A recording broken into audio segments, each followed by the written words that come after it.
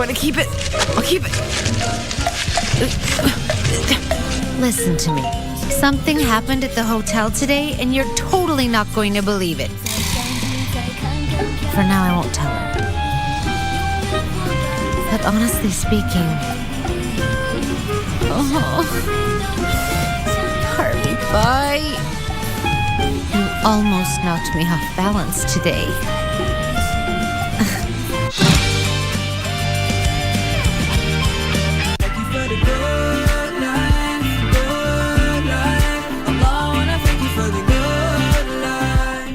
Naye Mtume Muhammad sallallahu alayhi wasallam anashauri kuwa kuna zama ambazo itafikia ambazo binadamu atakuwa anaamka akiwa ni Muislamu, lakini jioni atazamia akiwa ni kafiri. Harakisheni kwenda kufanya matendo mema lillah, na yale matendo mema yawe na sharti mbili, iwe mukhlasa lillah, ufanye na ikhlasi lillah, kwa ajili ya Allah.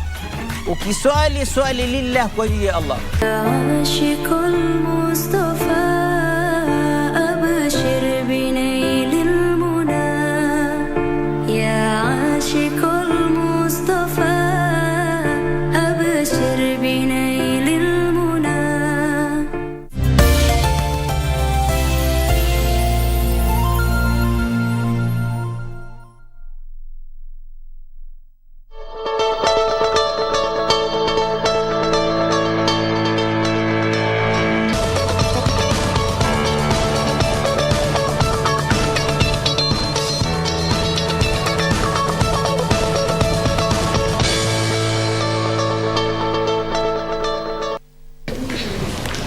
Well, a very good morning to you from wherever you're watching us from. Thank you so much for sticking with us on this fine Tuesday morning. My name is Ram Maguko. It is the 18th of January 2023, and this is Good Morning Kenya. On this particular program, we have a lot in store for you to kickstart your morning on a high note right here on KBC. Thank you so much for choosing to be with us.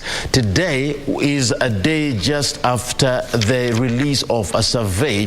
This is known as the Kenya Demographic and Health Survey of 2022 that was published and released yesterday. According to this survey, the country is poor. And of course, if you look at this particular demographic, the new survey reveals that half of Kenyan men and women lack land and houses. This means that by the time that they get to the age of 50, they will still be paying their rent. Something to ponder even as we begin this morning conversation right here on Good Morning Kenya. Remember, a bit later on, I will be having a conversation on women and leadership. I will be with Rachel Tabitha Matune, who is the a national youth leader and a politician. Stick around for this and much more right here on Good Morning Kenya. Doreen. All right, and then just as you talk about quite a lot happening in the country, also retain the 844 system till the government put their ducks in the row in respect to the CBC transition. That is a clarion call from various stakeholders in the education sector, specifically the Elimu group, who now want the government to just hold the CBC transition for a short while up until issues of infrastructure, issues of teacher recruitment are actually looked into. This also taking cognizant of the fact that early this week, the Teacher Service Commission began that recruitment process of the 30,000 teachers, as was said by the state late last year. But then the realm question has been, how will the deployment of these teachers look like, knowing fully well that we have slightly above 30,000 public primary schools? Just what mechanisms will be used when it comes to deployment of these teachers in various schools? So then, will the government bow down to pressure from what the various stakeholders are saying in the education sector as it pertains to education reforms, or it is all systems go as far as CBC is concerned? We wait to see how all this will unfold. We definitely appreciate your valid inputs, and welcome to Good Morning Kenya. Victor. Well, talking about surveys, including where we are in as far as, you know, families are concerned. Now, that particular survey has led to some various trends and various social media platforms there, with Muranga yesterday until this morning actually on the top list of trending topics on Twitter. And this is in regard to a survey that was made public by the Kenya Demographic Health Survey as well as the KNBS, right? Now, it shows that in terms of extramarital affairs, Murang'a leads, with 14.4%, as well as women there with having dating various sexual partners at 3.3%. And someone was asking on social media then, what does the math tell you about what is happening in Murang'a, and also the question of HIV prevalence?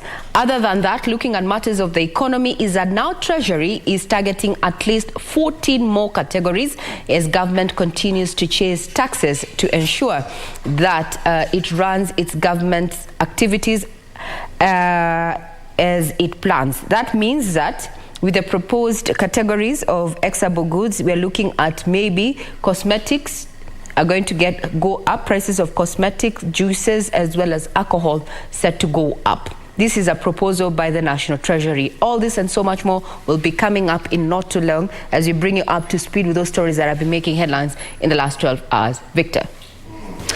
So you've talked about matters education, matters politics and whatever, but there is something about love. There is a gentleman, 99 years old, who's married a 40-year-old woman. And the gentleman says that he's happy, he's now been married, this is his first time he's getting married. And when they were asked where they were going for their honeymoon, they were found somewhere in their homestead enjoying their lives. When he was asked, he said he never wanted to be stressed. He wanted to have a peaceful life. So at 99, he's now married, and they've been dating for 20 years. Makofi, kwa mzee.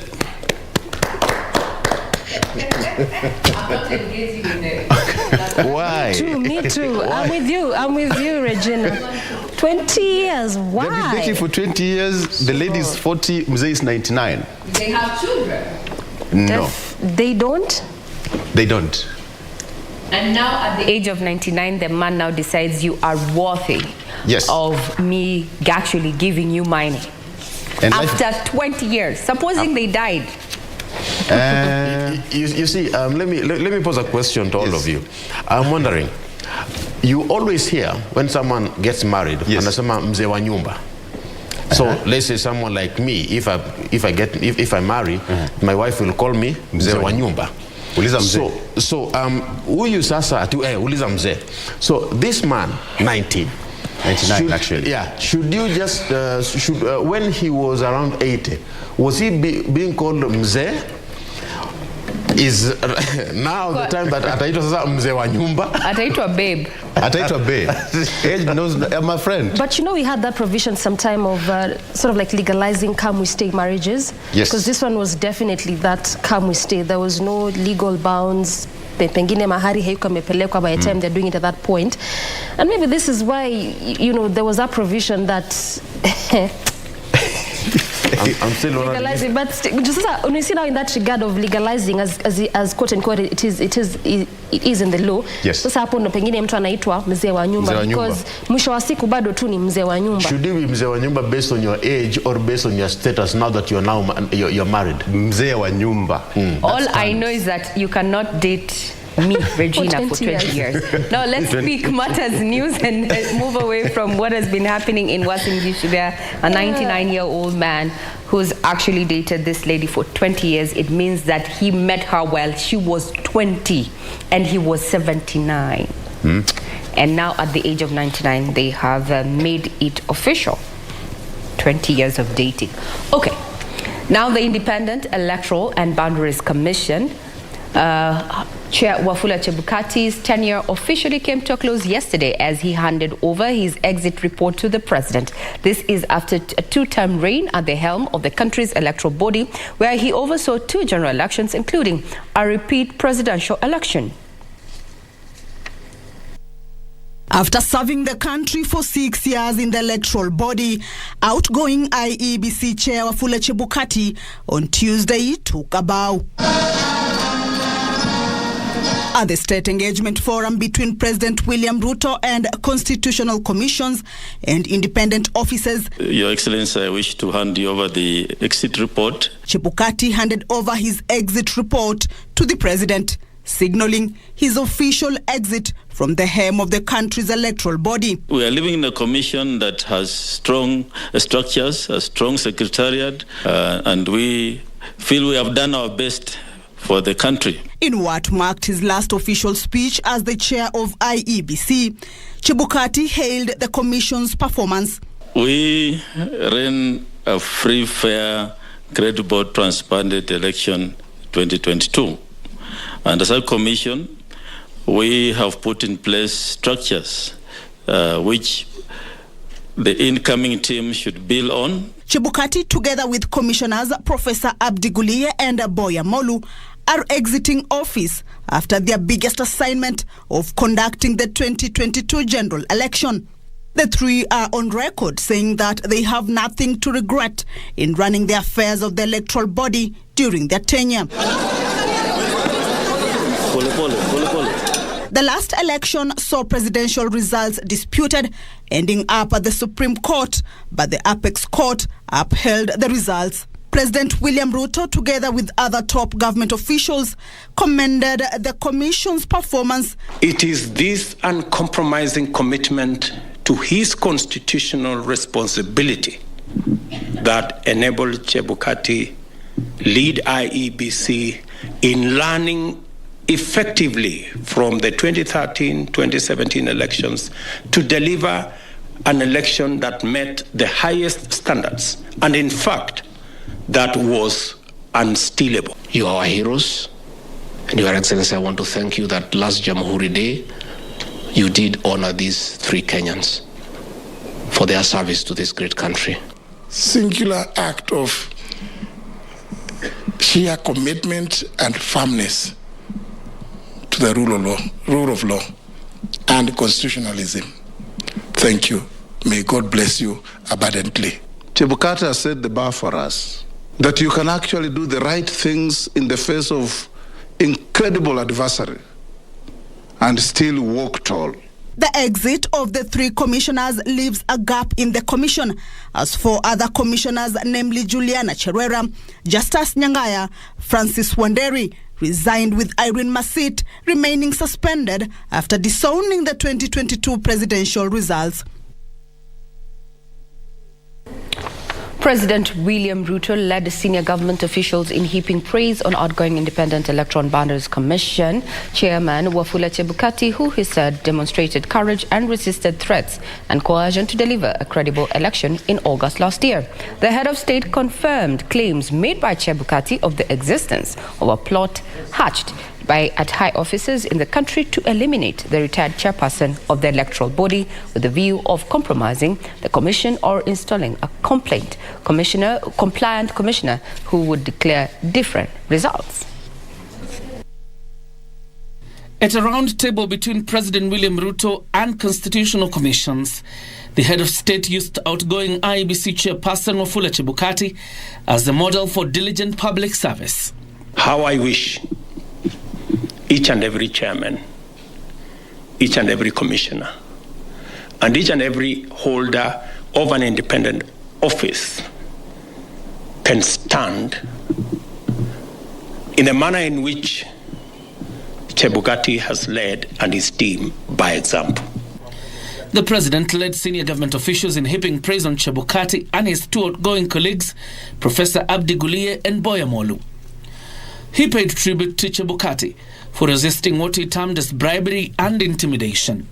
In the midst of this menacing storm of violent criminality, unrelenting corruption, and reckless determination to subvert the Constitution, dismantle institutions, and take our nation apart, a ray of courage and integrity was shown on us by God's grace. President Ruto backed assertions by Chebukati about the existence of a plot to eliminate him, with the intention of throwing the tallying and announcing of presidential results into confusion. We also know that there was a direct attempt to abduct Wafula Chebukati and murder him so that so that the commission would be paralyzed or a compliant commissioner take over and subvert the people's sovereignty. It was a hard, cold, and lonely time. The threats were dire. The promised rewards very lavish, and the pressure relentless. The head of state called on those serving in public offices to emulate Chebukati, Professor Gulie and Molu by defending the constitution amidst coercion and threats. In the case of the IEBC, this mechanism resolved to infiltrate the organization by introducing at its highest level 4 sleeper commissioners whose sole task was to lie in wait for the election, then spring into action and take drastic actions to subvert the will of the people. The trio, alongside the chairman of the Ethics and Anti-Corruption Commission, Eliud Wabukala, exited office on Tuesday, while Commission for Revenue Allocation Chair Janet Kiringai is expected to leave office in February.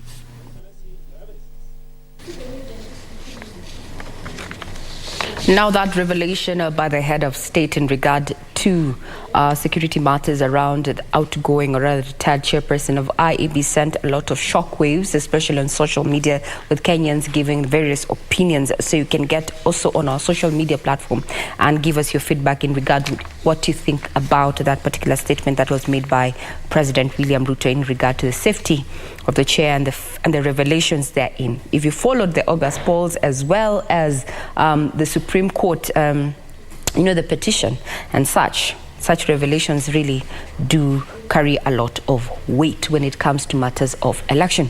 Now let's look at the health survey that indicates that the fertility rate in the country has declined to 3.4% from 3.9% in 2014. This is according to the Kenya Demographic Health Survey of 2022 that was released by the Kenya National Bureau of Statistics and the Ministry of Health. 42,300 households were sampled in the study, which also found out that teen pregnancies in Kenya are high in areas with low literacy levels. The 2022 Kenya Demographic and Health Survey by Kenya National Bureau of Statistics indicates that 46% of women do not wish to have more children, while 30% want more kids. 63% of women use family planning countrywide, while 98% of women across the country received antenatal care from skilled providers, with 82% giving birth at health facilities. For those who are using the modern method, they are 57%. And those who are using traditional method, they were 6%. But at the national level, when you combine all of them, those who are using any method, they are 63%. Counties that had more women giving birth in the hospital include Nyeri at 99%, Nairobi 99%, Kiambu 98%, Elgeyo Marakwet 98%, Kisumu 98%, and Nyandarua 98%. There are those who made 4 or more antenatal care visits. It was standing at 66%. And then we have those who received postnatal check during the first 2 days after birth. They were 72%. According to the survey, which is the 7th to be conducted in Kenya, teen pregnancy stands at 15% nationally and is common where illiteracy is high. Kenya National Bureau of Statistics Managing Director MacDonald Obudho said the counties that recorded the high number of teen pregnancies are Samburu at 50%, West Pokot at 36%, Marsabit 29%, Narok 28%, and Meru 24%. For the no education people, 38% of them were pregnant. For those who had primary level of education, 20% of them were pregnant. And the story goes on to those who have higher level of education beyond secondary, 5% of that group were pregnant. The report further shows that nationally, 26% of women have health insurance compared to 27% of men who have health insurance. 41.5% of people in urban areas have health insurance compared to 31% in rural areas.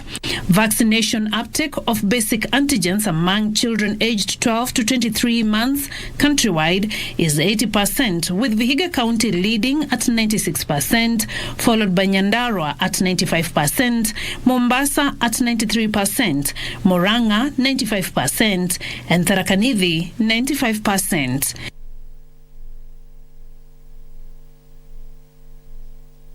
Just a sneak peek of what the report had, and to give you some quick facts, it's also detailed on some pervasive vices that Kenyans are engaging in, and this is in regard to, sexual partners that men or women are having, and it has categorized by counties, and Murang'a is actually leading.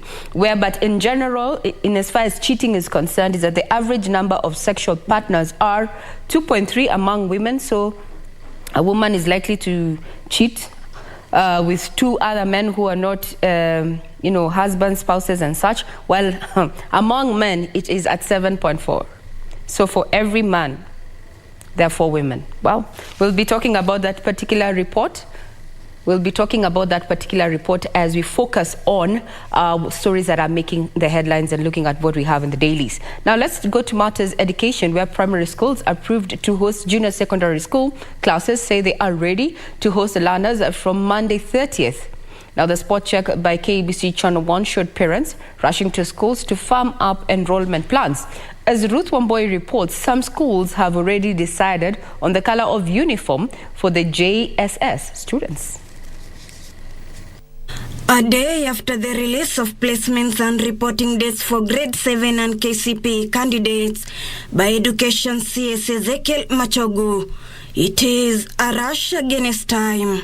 Weeks to the enrollment of the junior secondary school learners, stakeholders do not want to gamble with the new system. With grade 7 learners being the pioneering class of the CBC system, parents, teachers, and students are ready to embrace the teething problems. As we arrive at Nairobi Primary School, we find teachers and parents of the first cohort of grade 7 learners at a closed-door meeting. Then we had the meeting once again, the parent this morning, to give the feedback of the information we have been gathering from the ministry in terms of the uniform we are worried of, their classes, psychological preparedness. They could be disturbed psychologically, so we take a step and because these learners come to school, they be talked to. We do for experts who are good at guidance and counseling, who to come through the process. In other words, orientation, what it means to go to junior secondary. The JSS learners' uniform will have a different color from the existing color in the schools they are domiciled. Well, I think in terms of psychological preparedness, uniform is part of it. You feel you have transitioned. You may still be in the same compound, the same environment, but the uniform helps you feel you've transitioned. When you look at your classmates in a different uniform, you feel you're a different group. Proponents of the CBC saying it is best as it focuses on the learners' abilities rather than competition. There are no changes because the government has spoken that there will be no school fees for junior high, junior secondary, but we have to incur the cost of changing the uniform, which we feel like it's something as parents we are ready to take up. What you can do and you do it well, you should be able to excel and be confident about your skills, even if someone else's skills are different. 844 it was always, are you a lawyer, a doctor, engineer? That's what people tend to focus on. But CBC, if you're good at skills like art, painting is how, learn how to paint well, create value from that. Delighted grade 7 learners eagerly waiting to see what the new system has in store for them. Expectations are for us to have that perfect balance of primary and junior and secondary school. So we won't have so much of secondary school and so much of primary. It's just going to be a perfect balance. I thought that we were going to go to another junior secondary school in another place But then now the government had said that we stay here and do our junior secondary here. So that made me feel happy that I would stay with my friends. And the subjects that the grade 7 students will learn include mathematics, languages, science, technical and humanities, which have been broadened. We are all going to be here come Monday 30th, God willing, to just look at what is going to happen transiting there. Even the children there giving their merits and the demerits of the CBC. On that matter, we take a quick breather. We'll be right back.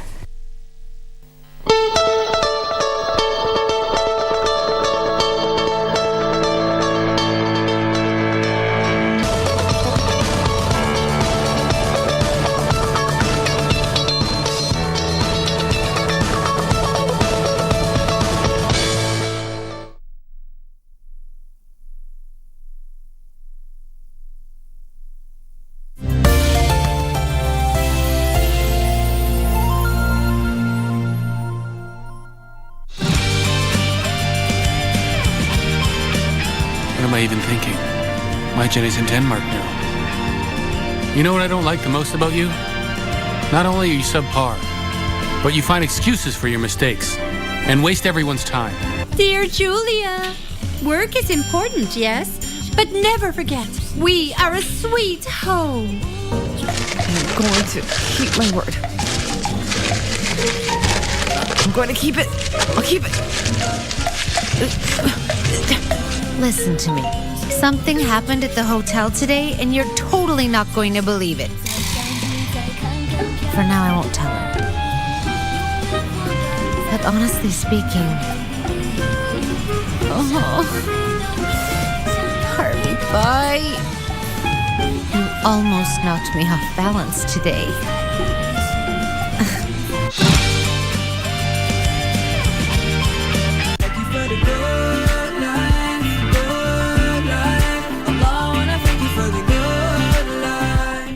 Naye Mtume Muhammad sallallahu alayhi wasallam anashauri kuwa kuna zama ambazo itafikia ambazo binadamu atakuwa anaamka akiwa ni Muislamu, lakini jioni atazamia akiwa ni kafiri. Harakisheni kwenda kufanya matendo mema lillah, na yale matendo mema awe na sharti mbili, iwe mukhlasa lillah, ufanye na ikhlasi lillah, kwa ajili ya Allah. Ukiswali swali lillah kwa ajili ya Allah. Ashikul Mustafa abashir binail almuna, ya ashikul Mustafa abashir binail almuna.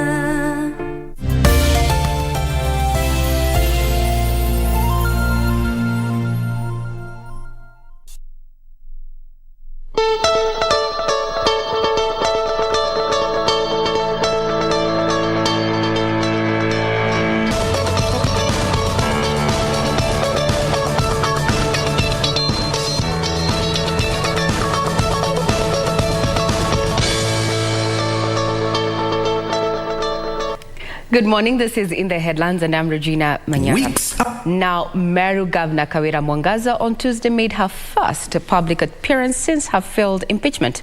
Mwangaza came out to launch a clean-up project within Meru town, promising residents that her government will ensure that all roads in the town were repaired. Weeks after surviving an impeachment motion at the Senate, Meru Governor Mwangaza is back to work. The governor leading a cleanup exercise in the town. Every part of this town ambayo yuko na mashimo tunataka kuziba, tuweke covers ama slabs ambazo si za chuma, ambazo zimepimwa vizuri zikaonekana zinaweza kushikilia hata mitemba mikubwa. The governor assuring residents that her government will ensure all potholes are filled and all clogged drainage systems are unblocked. Mwangaza said she will continue working for Meru residents regardless of the threats she has undergone of removing her from office. Ni kazi yetu kama serikali ya kaunti ya Meru kuhakikisha ya kwamba Meru is happy. Tuko kazi na nitahakikisha ya kwamba hakuna maendeleo kwa makaratasi. Maendeleo ni kwa ground. Maendeleo ni kwa ground. Kama watanichukia kwa sababu ya kutembea kuchukua supervise kazi ambayo ni kazi yangu waendelee, lakini lazima kazi ifanyike. Governor Mwangaza was impeached by members of the County Assembly of Meru who accused her of abuse of office, nepotism and gross misconduct.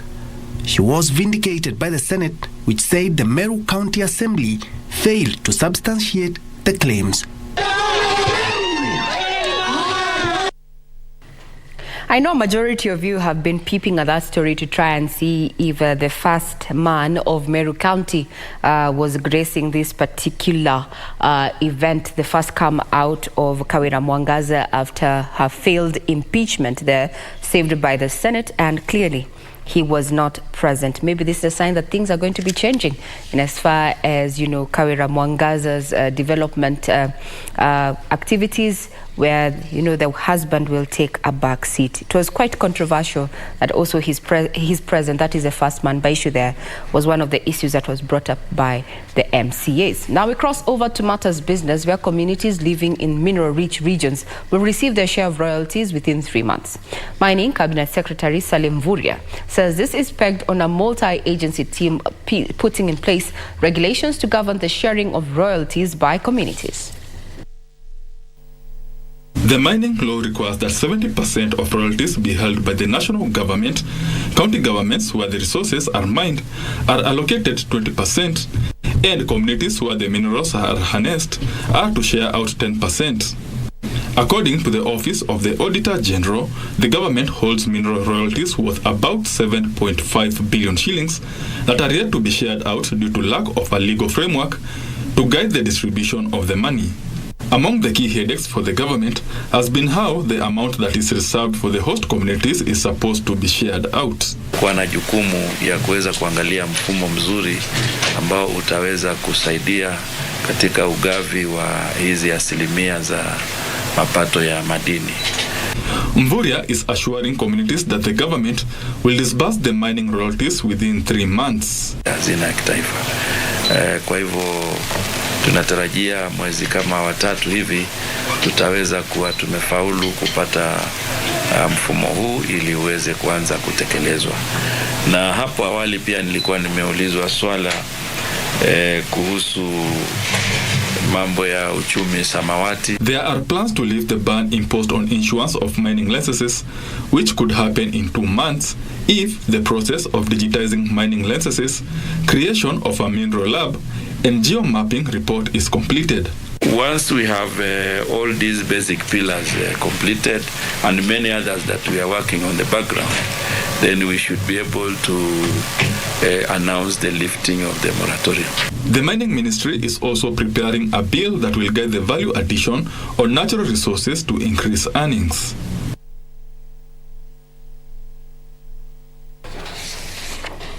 That's a welcome relief for communities. Now, coffee cooperatives have expressed confidence in the reforms being undertaken by the government, noting that they are long overdue. Led by National Coffee Cooperative Union Chairman Francis Ngone, the cooperatives say the reforms will enhance production and earnings. Kenyan coffee is currently trading at an average of $183 for a 50-kilo bag at the National Coffee Exchange, a price that the National Coffee Cooperative Union says is among the lowest rates in years. This, according to the National Coffee Cooperative Union, is a major undersell when compared to Ethiopian coffee, which is trading at more than $400. The cost of the coffee in the auction was costing around $180. If you go to New York, it is costing $700. The same coffee, Ethiopia, it was buying or selling at around $400. So it is even dropping below what it was that time. And because we have talked to the minister and the PS around here, they have taken that one up, and I believe there will be a change. They are in charge of that department, so we cannot see why the farmer should continue suffering. And this was also important for the minister to sit down with we and them on the way forward regarding the greater journey of the coffee reforms. The smallholder coffee farmers' representatives say, despite various appeals to push for direct trading of coffee, such efforts are being undermined by involvement of brokers who are manipulating the prices. The marketers, the cartels that are there already, if the reforms came into effect, they have a law they can play, but play it differently. What is major in the reforms is the issue of one person milling and mainly also sometimes involved in the production at the society level, taking the milling, taking the marketing, and taking also the buying of coffee. They say they want the reintroduction of the 2020 coffee bill in the National Assembly to anchor reforms that are farmer-centric. In the first place, we as NACU are comfortable with whatever had been gazetted in 2019 and also in the coffee exchange, that is coffee marketing, done in June 2020. We are comfortable. Moreover, they want representation at the Agriculture and Food Authority. That takes us to sports, where the 2022 Sports Personality of the Year Awards, SOYA, 5-member shortlist in both men and women's categories has been revealed ahead of the gala that is scheduled to take place on Friday at the Kenyatta International Convention Center, Nairobi. Last year's winners, 100 meters African champion Ferdinand Omanyala and 1500 meters Olympic champion Faith Kipyegon headlined the list in the Sportsman and Sportswoman of the Year nominees respectively. Omanyala will battle it out with marathon world record holder Eliud Kipchoge, 800 meters Olympic and world champion Emmanuel Korir, boxer Nick Okoth and rally star Karan Patel. In the corresponding women's category, Kipyegon will face it off with Angelo Kutoi, who won a doubles Grand Slam title at the Australian Open. Commonwealth Games champion Mary Moraa, her 5,000 meters counterpart Beatrice Chebet, and golfer Naomi Wafula. The awards will fit sportsmen and women across 9 categories, including the most promising players, sports team of the year, and coach of the year, among other categories. Now, in those particular categories, as you've seen the SOYA Awards before, is that the athletics team actually carry the day when it comes to Sports Personality of the Year. Now, in the women's category that was made public yesterday, is that Sportswoman of the Year, we have Angela Okutoi. Will she serve her way to clinch that particular award? We will be keeping tabs on that, as well as what is happening to Liverpool, where Jurgen Klopp, that is a manager, says that he is not going to quit Liverpool anytime soon unless he is made to. All that and so much more is available on our website, that is www.kbc.co.ke, that captures matters sports, business, as well as what is happening in our political arena. That puts a cap on matters in the headlines.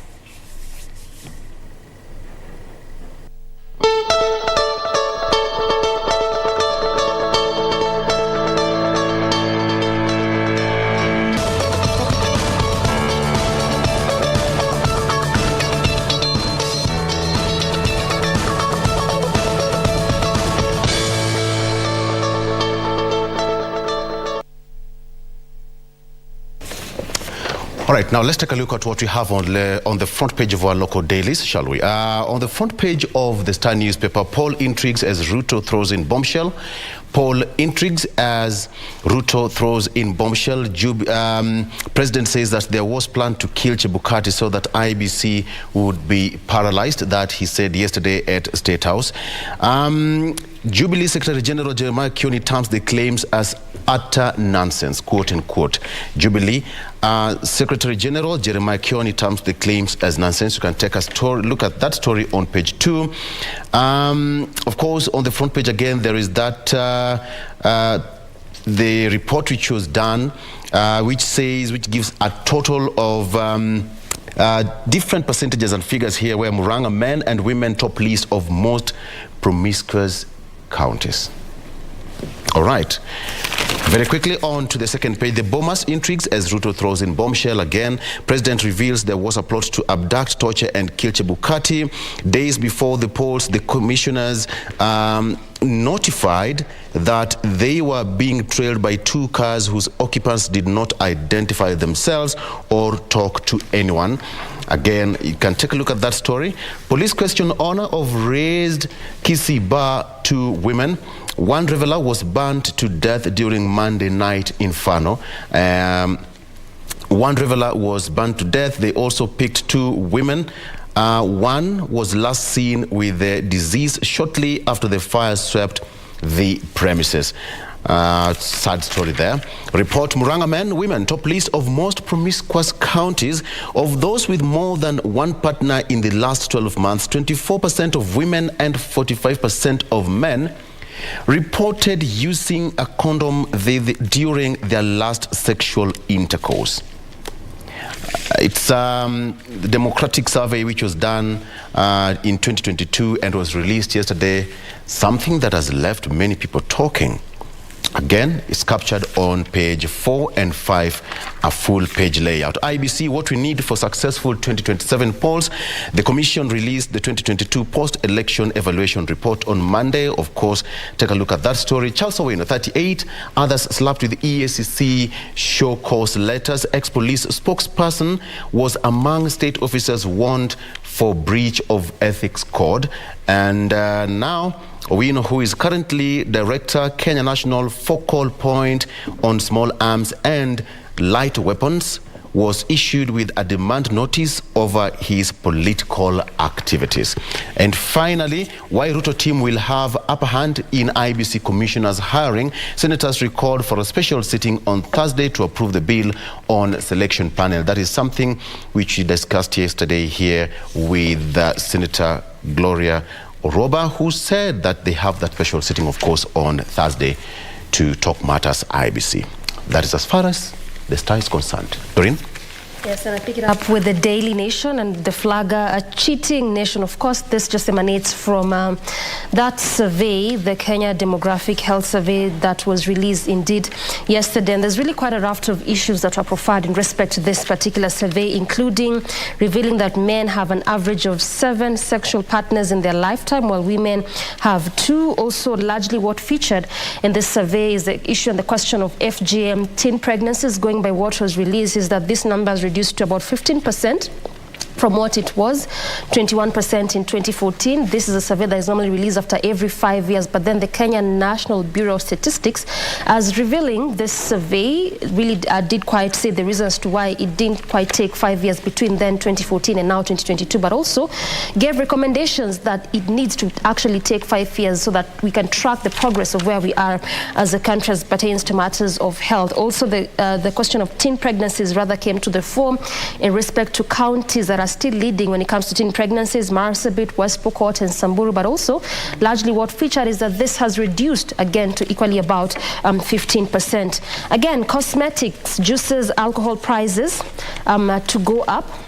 One of also those key stories that is being featured in the Daily Nation this morning, whereby this beauty products, just as I've talked about, including alcohol and juice prices, they face a high price in the coming weeks, and this is even as government is in a bid to chase more revenue. You remember that last week when the CS Treasury Njuguna Ndungu was overseeing the public hearings, he did talk about Kenyans bracing themselves, and again the president has over time also talked about the tax bracket, expanding the tax bracket, increasing on our tax revenue. Also some of those austerity measures, such as looking into ways that ministries can reduce on the 300 billion, and this is also coming at the time whereby we are just getting towards that first budget by the Kenya Kwanza government, which is being looked into about 3.6 trillion, which is an upward from what was in the previous regime.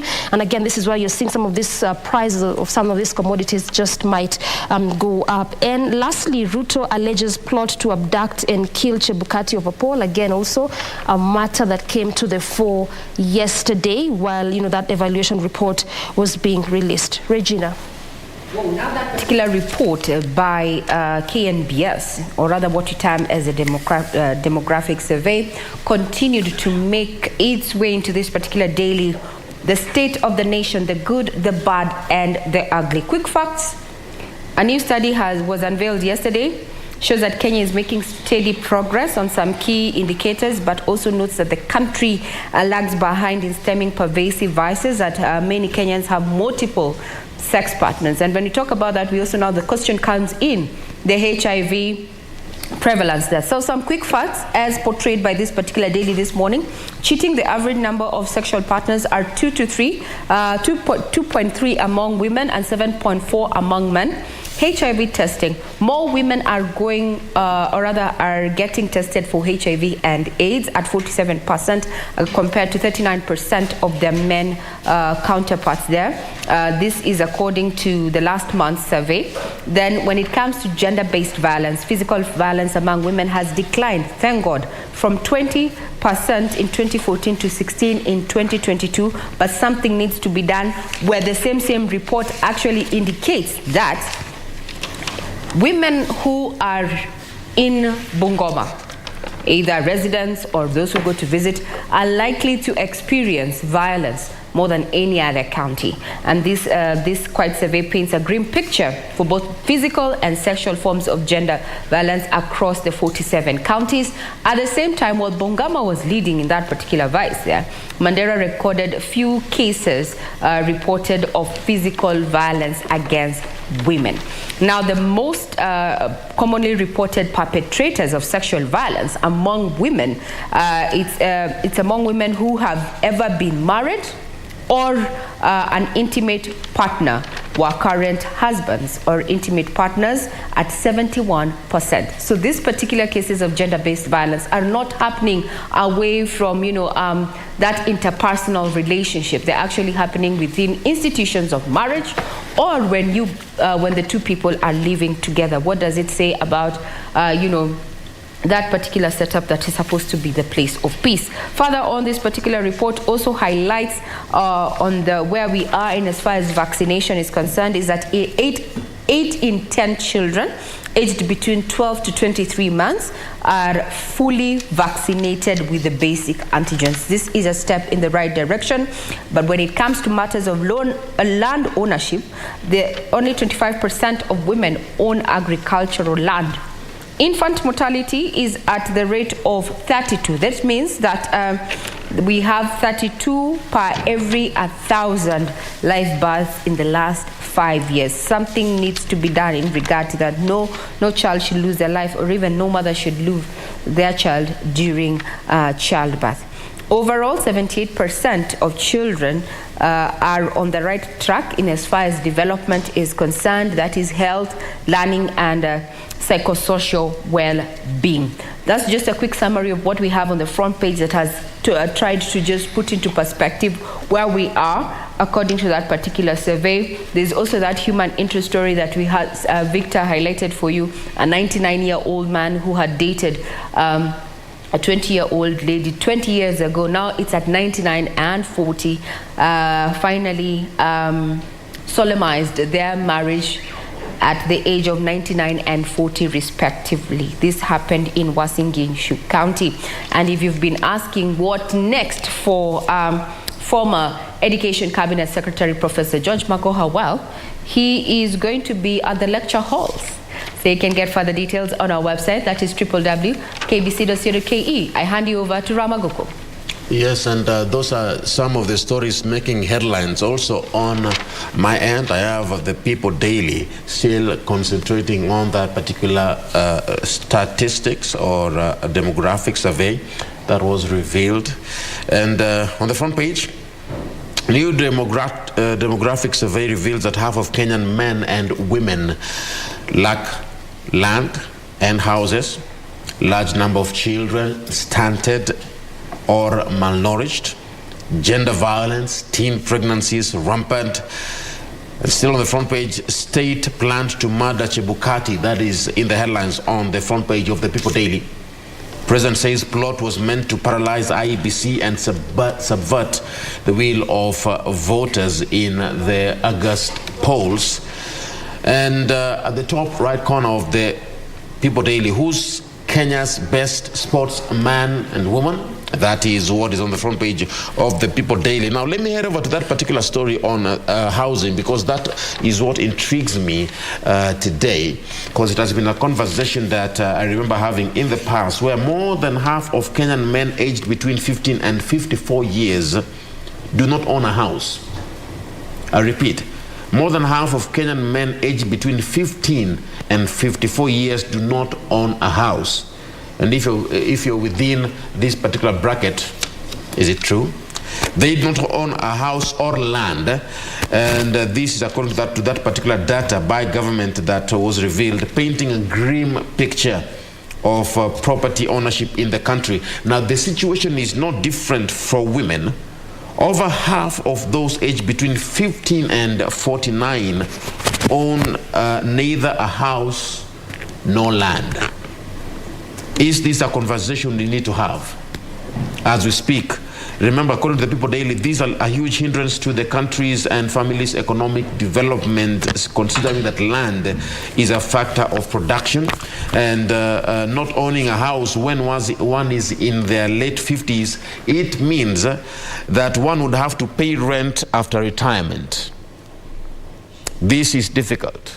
Remember, it's going to be a difficult thing, considering that most of Kenyans after retirement end up experiencing low incomes with increase in expenditure. For women in particular, remember, ownership of assets may positively influence their position in their homes. Is this something we need to discuss? And let me ask you, Victor and Doreen, in regards to that particular matter here. I'm seeing women in rural areas are more likely to own a home than their counterparts in the urban areas. That's also a very interesting bit. Kenyans need to concentrate on that, Victor. And if we are looking at not owning homes by the time we are in our late 50s, we are going to still plunge into more poverty. What do you think about that, Victor? It's rather obvious. How do you live in the village without a home? Just asking. The pressures of living in urban centers is also pushing a majority of women or even men not to have, homes back home, quote unquote. But then now, in the village, it's rather obvious that you must have a roof over your head for your family, because that's basically where you are stationed and domiciled. So it's people are always being advised that much as you are in urban centers, you're in Nairobi, Mombasa, wherever it is, they say, kumbuka nyumbani. But you see those people in the village, you'll never be told, kumbuka town. Kumbuka Nairobi. Kumbuka Nairobi, ama kumbuka Mombasa. It's I think it's just natural for them to be that way, for all the obvious reasons. Yeah. And this information, remember, it comes at a time when a huge section of the country, 23 counties in particular, is food insecure, with 5.1 million Kenyans facing starvation as of November 2022. Now, the new report, land ownership plays a key role in empowerment, especially for women. This is a conversation that we need to have. Doreen, what do you think about that? Women, what was an age? Between 15 and 49, don't have houses or land. Still paying rent by the time you're 50. It reminds me again of the same provision in the law that also talked about, you see, the way it is within our culture as Africans, that the boys or the men will be apportioned land. I remember that it also featured there that, again, equally women should also be, given that land. So when you talk about that age bracket, 15 to 49, you said, Ram, not owning land. But just as we've kept saying, it's easy in the village, because kama land near baba, chances are, as you cascade down, Our society is more patriarchal. I mean, basically that. It's more patriarchal. You'll be told that... But you have areas where they have actually, they're adhering to that provision, that indeed they're also giving women some portion. But you see what I keep saying all the time when it comes to the issue of land, I keep saying, if God enables you, and you can be able to get your own, please do. So that if your parents or your grandfather gives you, then it becomes in addition. If they don't, it's okay. Okay, just before we take a break, let me ask you, is this a societal demand or an individual's demand? Mzee atasema, for me, I have got 4 ladies, I have got 3, 4, 5, 6 daughters, and X number of boys. So because I have got, again, this chunk of land, I want to subdivide it amongst, my children. Even when the father subdivided, haven't you heard, Victor, of stories whereby the father even has acres and acres and has subdivided, but the sons and the daughters even alike will still come and hammer and kill each other because they feel that person X was given more than person Y. Or I needed to get all of this except person. I feel this is a discussion we cannot exhaust, but according to we take a break. Before we take a break, 1 second. Imagine a lady is married somewhere in Zimbabwe. Yeah. And you're going there and start a family and stay there for the rest of your life. And you have your piece of land, 2-3 acres in Musalaba. What is it doing there? But who says you can't develop that area even if you're in Zimbabwe or Ghana or Nigeria? It doesn't really matter. Take us on a break then. Let's take a break. One thing that I know is that when it comes to women in leadership, this is a conversation that does not end today. Stick around for that particular conversation. It never ends. Always pertinent. Let's take a short break, but we'll be back with more right here. Keep it. Good morning, Kenya.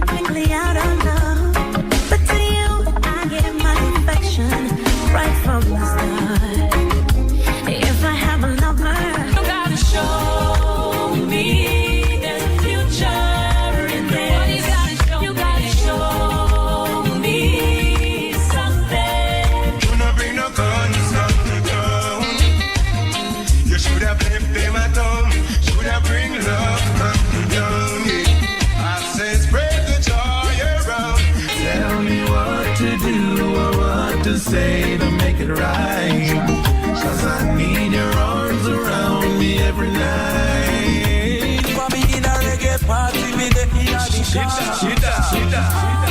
Me have a drink in a me left and a me right, and have a spliff of marijuana.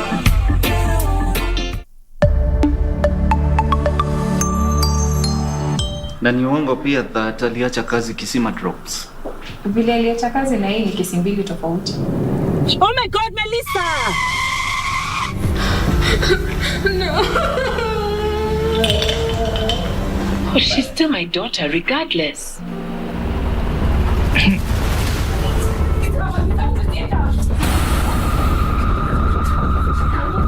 Not a word about this to anyone. It stays between us. You. And Melissa, she doesn't need to know this. Doesn't need to know what? Listen.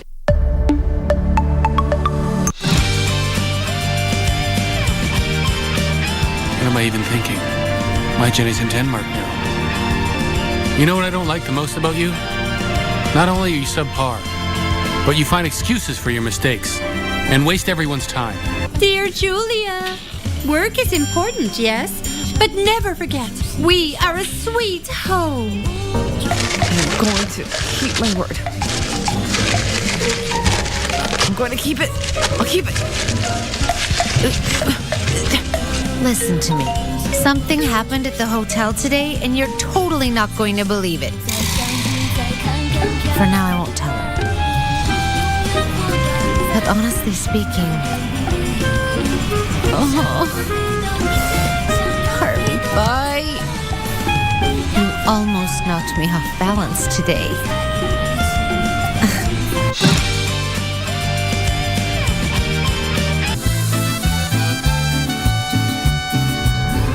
Since my father had put you on a pedestal here, he won't throw you out on the street when I tell him what you really are? When I tell him the truth? Don't you think he'll do that? You shut up! Who is your lover? Who are you betraying my father with? Tell me! The one who has a lover is you! What happened was that I saw you. I'm well aware it was you who started the fire. Speak up! Where did you get the idea that Malena has a lover? Malena! Malena is cheating on you, Daddy. Your wife has a lover. Your presence has never been an issue with my family. I don't want to compete with Fabiola. In spite of it all, I still do love her.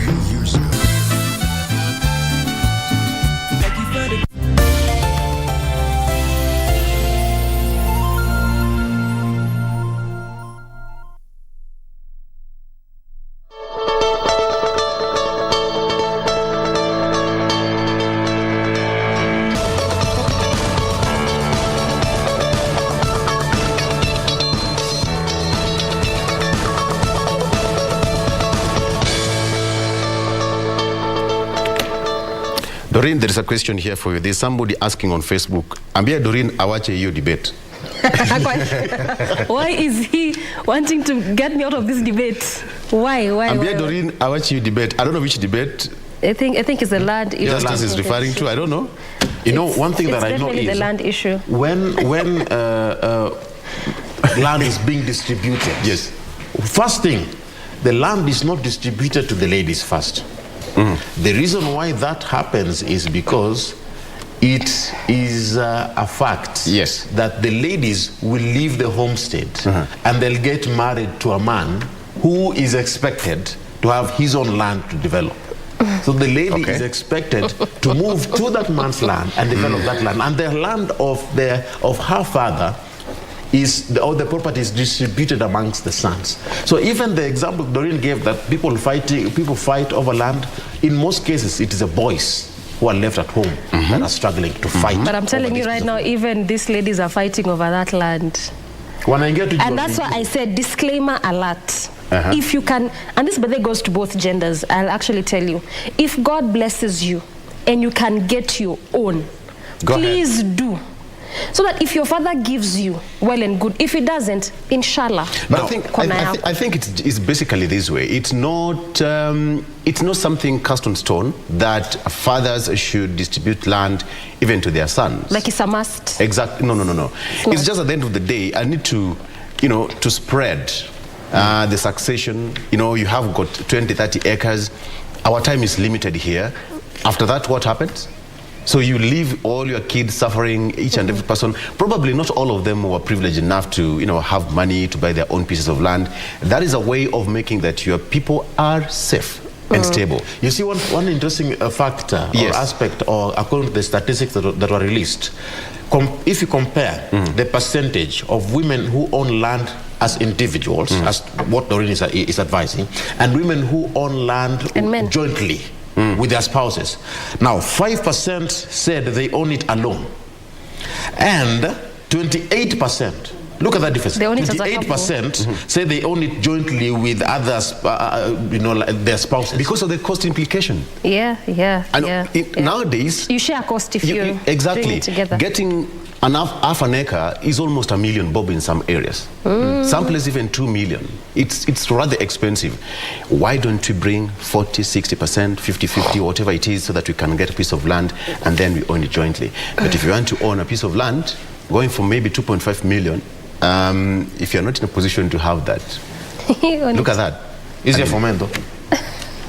Easier for men because they might. You see, he's saying easier for men because there's... I know Victor, you said that it's not a must, and I totally agree with you. But Ram is saying easier for men because, again, there's that idea that your father might just give you. That's why it becomes a bit easier for men. But depending on the character of the father. Yeah, but let me tell you, if you can get your own, land is very emotive. Just do. If you want to know his emotive, go to the village and say, it's very emotive. This guy just moved an inch of, how do you call it? In Luo, we call it ojuok. Amesongesha kidogo. That's a plant that produces some milk. You will remove that plant. Boss. You will remove that. You'll remove it? That toilet that you built next to the fence. Not just remove it. You will demolish. But there'll be pangas there. Assistant chief will be there. Yes. The land surveyor will be there. And the entire village will know that somebody moved an inch of that thing. So land is emotive, as you're putting. It's quite emotive. And that discussion is what took center stage even as we talk about these particular women. Remember, compared to men, agricultural land ownership is lower among women. All right. I don't know what's wrong with your camera. Yes, there you have it.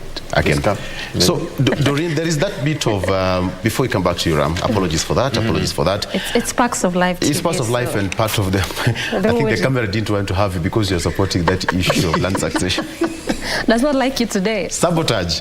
So, sabotage. Yes. The issue of, there's that report that most men in Kenya have 7, women 2. Let me get your quick response to that, Doreen. It's expected. No? It is. What do you mean it's expected? Why are you crucifying us? I am not. The demographic health survey just did say that. And listen. They took 5 years to do this survey. I mean, really, what really did you... See, this survey just affirms the conversations that have always been ongoing.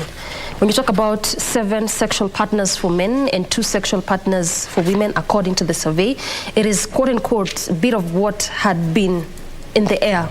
So the survey is just affirming the conversations that people have. That's why I said it is expected. Could it be because of the population? Of who? Women against men? Yes, the ratio of women in Kenya to men is not balanced. Yeah, but you realize women are many compared to... Yes. Even globally. Exactly. Compared to men. So is it wrong for a man to take care of 7? Let me use the word take care of 7 because of the population ratio. But is this an issue of taking care of or its sexual partners? Or you are trying to say sexual partners in terms of taking care of the needs of these women? According to the report, it's the sexual partners, at least 7. I really don't want to believe it's an issue of imbalance. Because again, you realize in that report, even as they talked about sexual partners, the demographic really touched so much on married people. So then if you are married, why would you be wanting to have multiple sexual partners in the name of taking care because of population? I think it just boils down to an individual, character-wise, and your decision and choice. Because if it was at ISSA, it's just a blanket kind of survey that we realize that amongst the single folks. But you realize they really came out strong on the married people. So then you realize it's a question of choice. What you believe in as a person, the kind of person that you are in terms of character and your individualism, what speaks for you. So this is just really more of an individual kind of person way of doing things, as opposed to just putting everyone in a box. I tend to I tend to have some kind of agreement with this report, Ram, because the report which was released yesterday says that also troubling is that most Kenyans with 2 or more sexual partners are not using condoms. That is 1. 2, the Kenya demographic and health survey shows in the last 12 months, 35% of men had sex, get this, with a person who was neither their wife nor lived with them. So this is someone who's married, but now they're choosing to have sex with someone who's neither their wife nor someone who lives with them. Probably not even married. Maybe a single man having, with... Either. Yes, these are not single men. These are married. I can tell you, the way Ken Bias was releasing, then you'll realize, wow, it's in other words, we are a cheating nation. Just as the way the relation has captured it. We are a cheating nation. But then the flagger in Delhi is a cheating nation. So it shows you this survey really, when you look at the statistics as it were, it really is emanating from the married folk.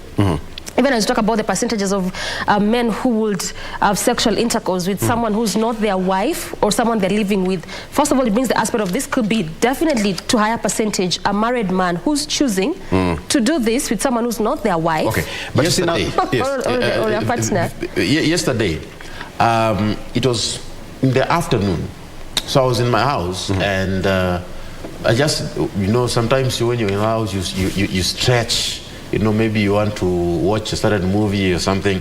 So I stood up to stretch, and then I'm now walking around, and I went to my door, and I peeped through the curtain. I saw a certain woman who was seated there, because now where I stay, there is a particular area where people can come and sit. So I saw this lady, and she had 2 children. Now, my interest was drawn to her based on her body language, the way she was behaving as she was seated down. Now I could see her wiping, and so when she did this, I was wondering, is she crying or what? So I continued staring and just looking to observe what she was doing, and I realized she was crying. Oh, I was like, oh no. So I don't know her. Do you like how? I don't know who she was. Oh no. So I was like, oh no. Why was sympathizing with her? So I don't know, I just felt touched. So I went to my room, I changed and then stepped out of the house. Now I pretended to be going downstairs. So I closed the door and walked to the stairs, and then I saw her, and then she was, and then that's my cue. That was my cue. Yes. You're crying. Okay. So I sat next to her and started asking her questions. Long story short, she was a bit hesitant to give information, but over time, because you're a stranger, I sat down. Yeah, because I'm a stranger. We sat down for a very long time, over an hour or so. She opened up. The story she gave was that her husband or her man was cheating, and that everybody was making it look like it's normal. The pastors would say, ni tabia ya wanaume.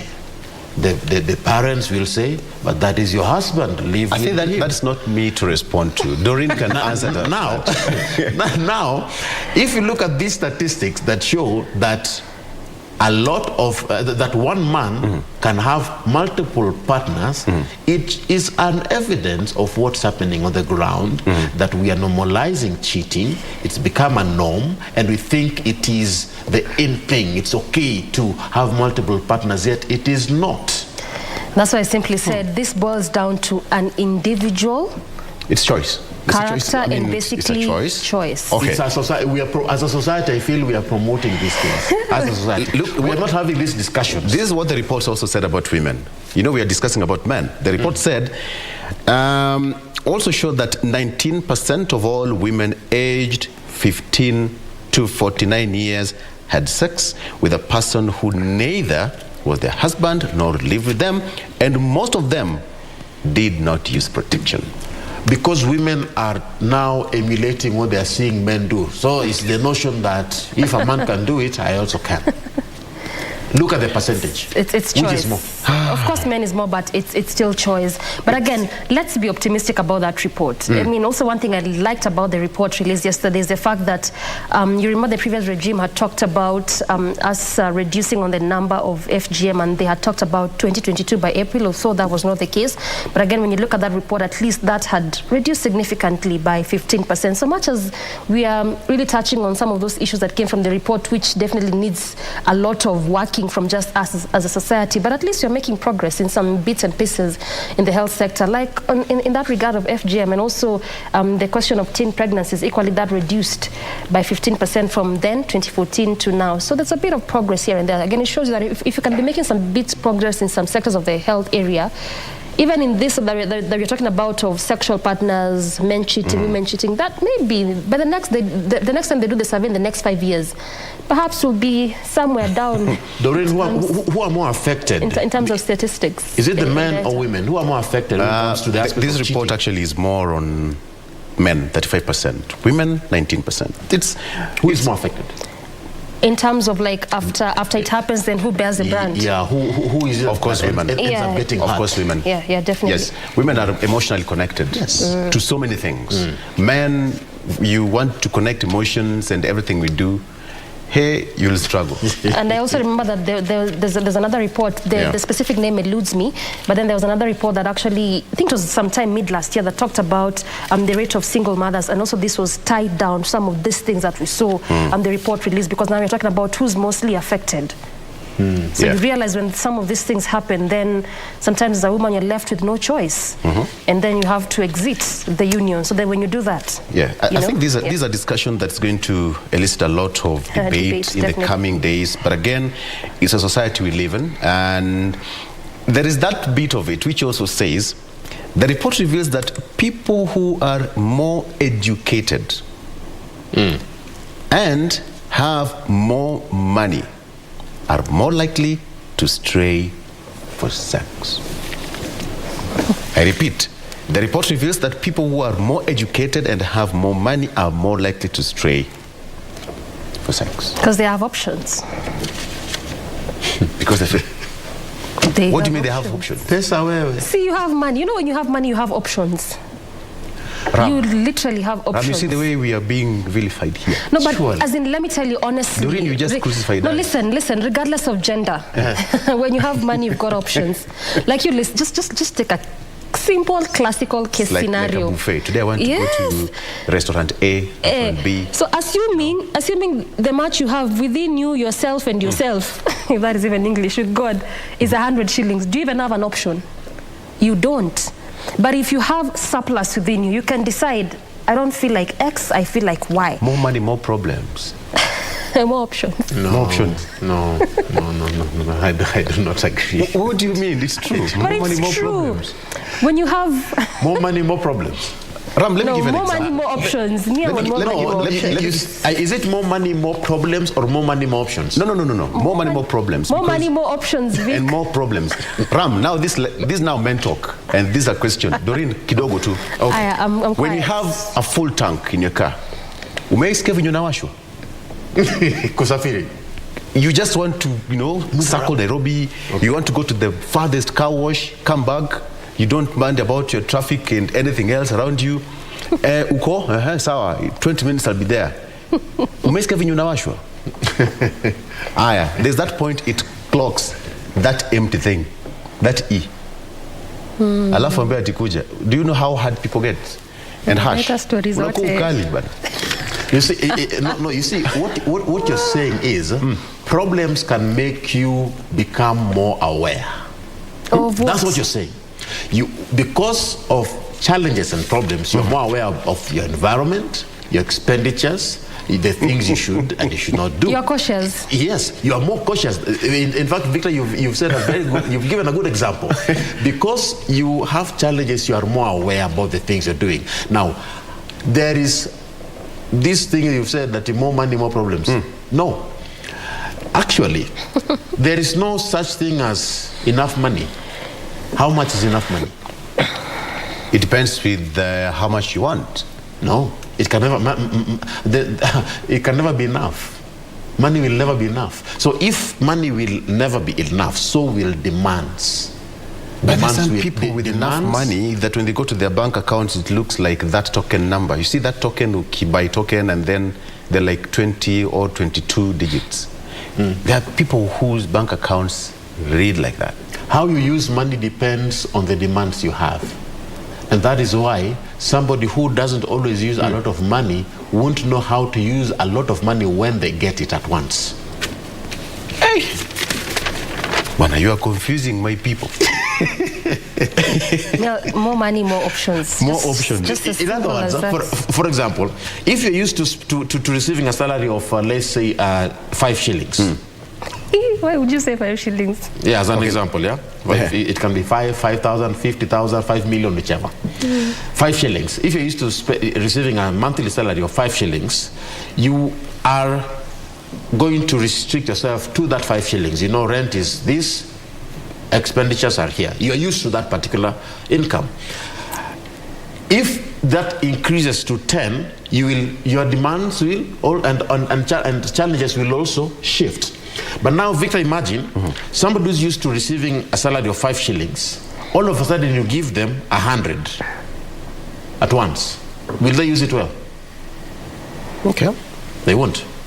That's what happens with what you're saying. So it isn't about more money, more options. It's the higher you go, the more challenging things become, or your challenges are customized for you. But that is not to say that if you have money, it gives you the opportunity to exchange women. Money does not give you an option of exchanging women. It just reveals who you are. So let me just You're saying even without money, someone will still have done it if this is actually their character. If they never had money, they would still have done it. These lodgings. Let me ask you, then it points to that point of, money is the root of all evil, according to what the report is all thinking about. But hey, so what do we have to do? What should we do as a community? Because now this report is painting a very grim picture. We have a society looking, forward. We have a generation, and when they read such kind of stories, they get to be a bit not so optimistic about the future, because this is all about the adults in this country. And the young ones are also reading newspapers and watching the television, who are alert enough to understand what's happening around us. Perhaps your closing remarks as we finalize on this, Doreen. I think also, just as I close on this one, there's also something else that really came to the fore in that report, and that is the fertility rate also dropping. And there's a great comparison with how it was in the 80s and the 90s, whereby couples will actually give birth to 7, 9 children. And right now, when you look at where we are, is about 3, 2 children. And the biggest question had been, why was this happening? Is it a question of the cost of living? Is it that we are overpopulated? Or is it just a choice? But then I'm inclined to think, much as there are all these things happening, especially within our country, it still boils down to choice. So I feel like when you look at the statistics, nonetheless, a good number of these things boil down to a personal, individual choice in respect to how they choose to lead and live their lives. Ram. I want to correct one thing. Money is not the root of all evil. The love of money is the root of all evil, not money. The love of money is the root of all evil. Number 2, everything in life is a choice. Cheating is a choice, just as you can choose to eat avocado today and chapatis tomorrow. Cheating is also a choice. You can choose to do it, or you can choose not to do it. You do not find yourself cheating. It is a choice that we all make. So these statistics that have been released are signs or images or a mirror image of the choices Kenyans have been making. Let's make good choices for our families and for the future and the sake of our children. I think as a nation we can do better based on this report, so that the next one which will be conducted, we can have a different kind of a picture of a society, because at the end of the day, the way they say it, it's a choice that we make. All right, so we've decided to make a choice to take a break. You can also make a choice, take a break with us. And please, don't make a choice. Stay with us. Stay with us. We'll break.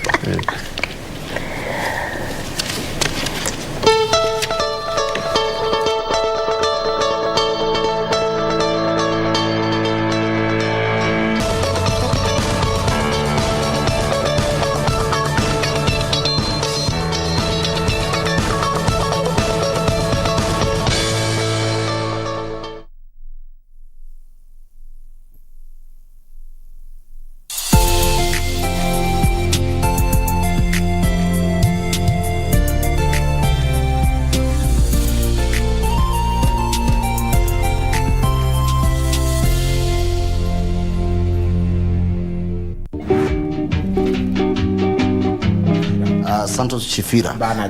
Unafanya kazi gani? Mimi nauza kama wobbling na wagon. Kwani wewe peke yako tu hapo kwa hiyo mtaa wewe ndio uko na mkokoteni? Lakini ni wagon yangu ndio imepatikana kwangu. Mimi nikiwapeaga wagon renangwa, wanakuja magizgiz, wananipiga ngadua ama ruas. Sasa hiyo ni nini? Wewe kuna mkokoteni yako ipotea? Mimi hakuna mkokoteni. Na uko na mikokoteni? Hapana. Uko na ambulance hiyo? Sina. Na ulikuwa unakuja kutufanyia first aid hapo kwa Kiraimsini kama nani? Munangere ndio nini? Ni pesa. Unasikia? Huyo hana kitu. Wewe unaweza mlipa huyu? Nani? Wewe. Mimi sina kitu ya kumlipa na mlipa. Sasa kwa nini unauliza swali ambayo haitakusaidia? Wasana na hiyo yote. Hiyo barabara ni yako. Barabara sio.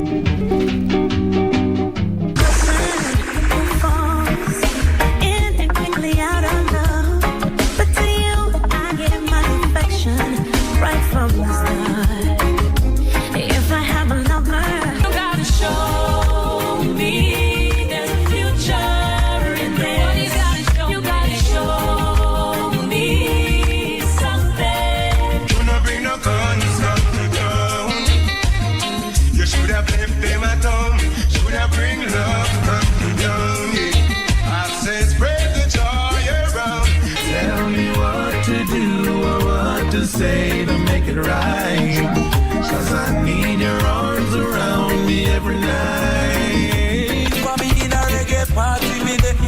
Me have a drink in on me left and on me right and have a spliff of marijuana.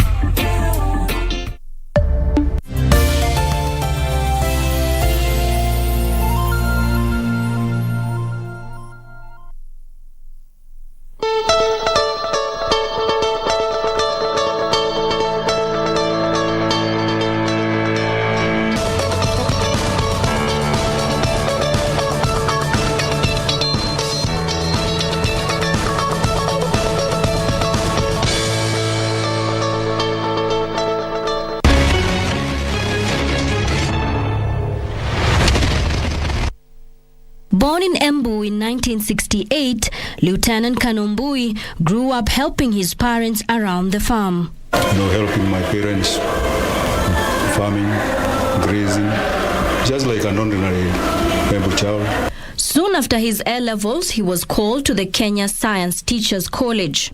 When I reported, I found my name was missing in the list. And efforts to complain because I had a calling letter. Did not bear any fruit, so I went back and looked for a job of teaching as an untrained teacher. So I taught in a school, in a secondary school, Itobangao Secondary in Kirinyaga. In 1983, just 1 year after the attempted coup, he heard of military interviews in Embu town. Then I went for the interview. And I was recruited. I was successful. He was recruited in the army in 1983, right after the 1982 attempted coup. So a lot of officers left the service. I think now they converted some of us cadets from the army, and then we went to the Air Force. And then we trained together, both Army, Navy, and the Air Force. In 1984, Lieutenant Kanombui was posted to the then 82 Air Force Flying Training School as a training pilot. I was flying, yeah, but I think I found it better joining the logistics because I could have more time, attending my family. So I changed to logistics, and then that is where the adventure started. As a logistics officer, he was posted to the Central Supply Depot, a job that involved traveling to military units all over Kenya. It involves inspections, audits, and those kind of things. And we used to travel all over the military units. Lieutenant Kanombui went to Sierra Leone as a military observer in July of 2000. We had a Kenyan battalion in Sierra Leone. But me, I did not join as a peacekeeper. I joined as a military observer. So the job of a military observer mainly was to, to move around doing patrols, gathering intelligence, briefing the other troops on what is happening around the country. Lieutenant Kanombui is remembered as the officer who risked disarming rebels without waiting for backup. I decided to take a risk alone. And I traveled to Sembe. I talked to the colonel. We agreed. I briefed the headquarters. And we set up a date of disarmament. And that day we got 101 guns disarmed. And I said, although I risked, I think it was one of the best things I did. When he came back to Kenya in December of 2001, he was assigned greater duties and responsibilities. When I came back, briefly I was posted to National Defense College. I came back to CSD and I became the commanding officer here, the Central Supply Depot, where we proceeded with the normal ordinary supplies, equipment, supplies to the Air Force. Until his retirement, Lieutenant Kanombui served at the Kenya Military Academy. KMA has got different colleges. There's one in Lanet. There's another one that's for recruit in Eldoret, and various others are like School of Combat. So mine was a coordination of those colleges.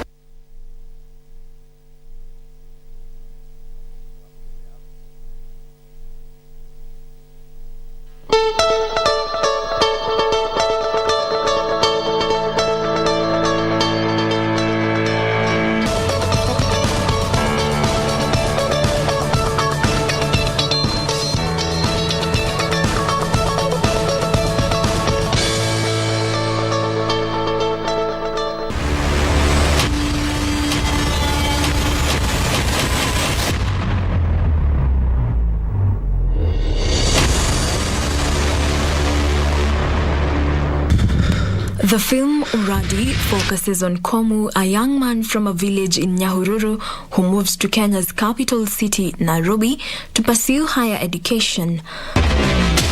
Drama soon begins to unfold as peer pressure pushes him to desire higher life. It's not exactly so. To make ends meet, he is involved in petty crimes, not knowing that the allure of quick money is slowly sliding him into the dangerous territories of radicalization and terrorism.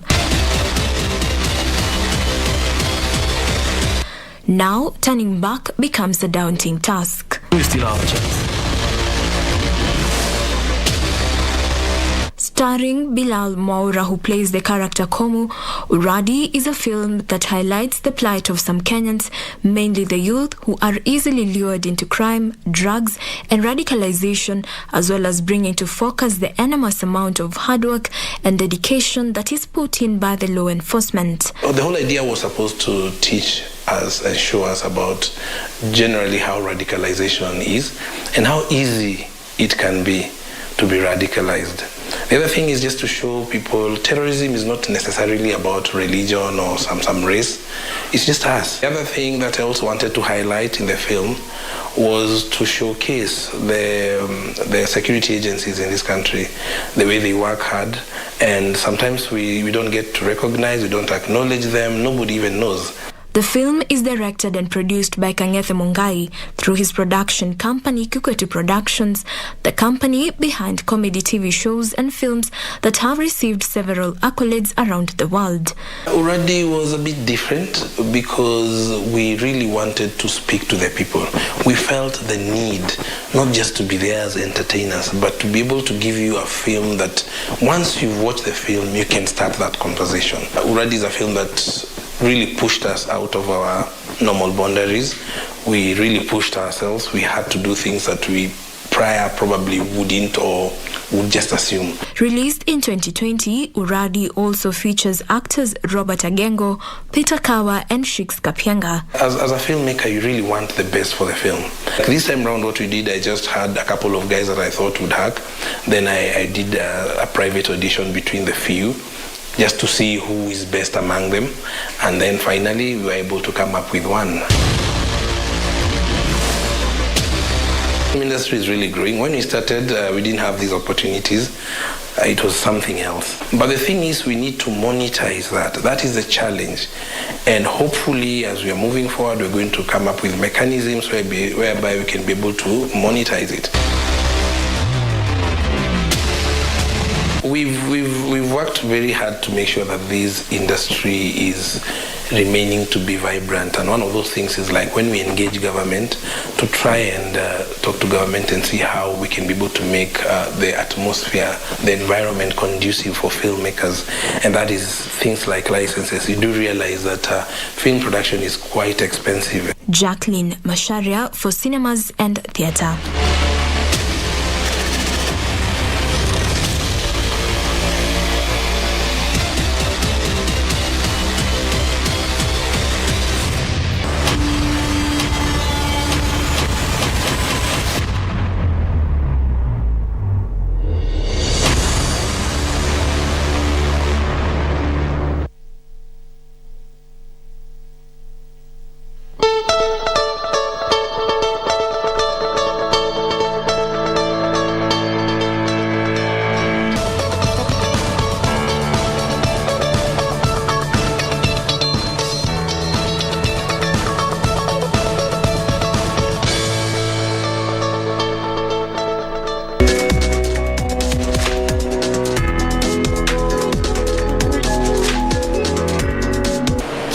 is the leading exporter of black city in the world. However, due to price volatility, diversification has been embraced in the tea sector, with processors investing in orthodox, purple and green teas because of higher returns. Before one takes a sip of golden tea, a long and tedious process is involved. But before we get to the tea making process, it is important to note that there are different types of tea. Our focus is on the making of orthodox tea, which basically refers to loose leaf tea produced using traditional methods, hence the name orthodox. Orthodox tea is a way of processing tea. There are many ways of processing tea. But in orthodox tea, the leaf is rolled. We use a rolling machine and not a cutting machine. In a nutshell, it involves plucking, withering, rolling, oxidation or fermentation, and drying. In Mathioya, Murang'a County, to commence the process, plucking, also referred to as tea harvesting, is done by hand, especially among smallholders, or the use of machinery is employed. In this region, hand picking is preferred to mechanization. There are machines that will only be applicable on areas where the terrain is ideal.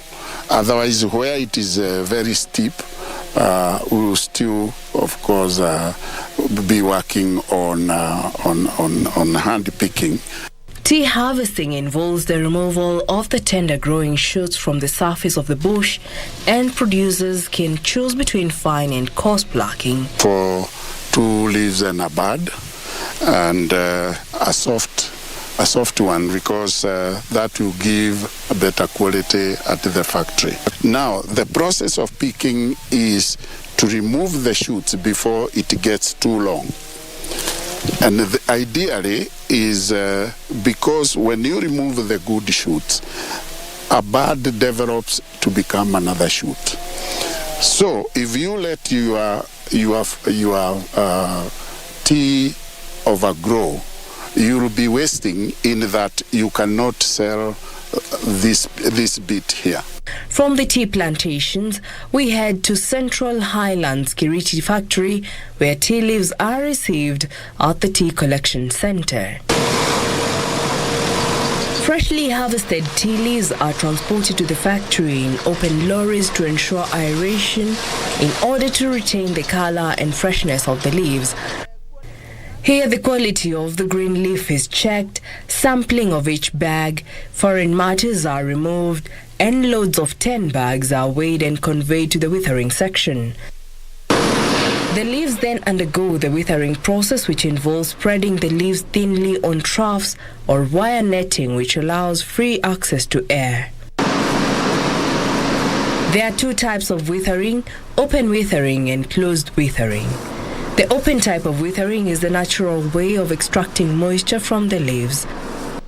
The average length of time for withering is 18 to 20 hours, where troughs are used. In modern trough withering system, 16 to 18 hours is the duration of wither with normal ambient air. In rainy season, to improve the surface moisture, heaters are used along with fans for 2 hours. Once we spread the leaf, we open it, we blow in air from. Depending on the prevailing weather, we can use warm air or just natural air. After achieving satisfactory wither, the leaf is ready for rolling. The machine twists the leaf, breaks it up, and expresses the juice, substrates, and enzymes. What we do here, we separate, we open up those balls to expose the leaf further to the air. Fermentation then takes place. Sifted leaves are spread out in thin layers on perforated aluminium trays in order to continue the oxidative process. The sifted leaves are transferred into the oxidation chamber for 5 hours. Here the leaf changes color and turns into a dark coppery tone. Typical aroma develops at this stage. After 5 hours, we take it to the drying area for drying or reducing now the moisture. The fermentation, we control 3 things: relative humidity, we control the temperatures, and we also control the type. We set temperatures depending on the type of tea, the amount of moisture before we took it in, also depending on the ambience. After fermentation, drying takes place. The dryer is preheated at 150 degrees Celsius. Here moisture, enzymes and microbials are reduced. The first intention is to arrest the enzymes or to stop the oxidation process. That is why we preheat the dryer before the tea goes to the dryer. We preheat it to 150 degrees. When the tea gets into that hot plate, the enzymes are destroyed, so you stop the oxidation process. Another thing is to destroy any microorganisms within the tea itself. We don't wash the leaf when it comes, we just start processing it. But at 150 degrees, there is no microbial that is going to survive. Every hour, a moisture content, among other tests, are carried out.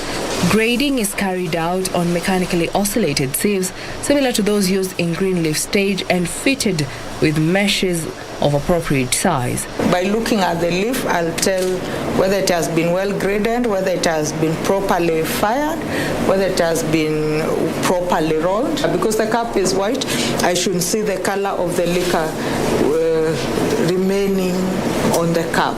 So that will tell me the thickness. So I'll atomize the tea within the mouth.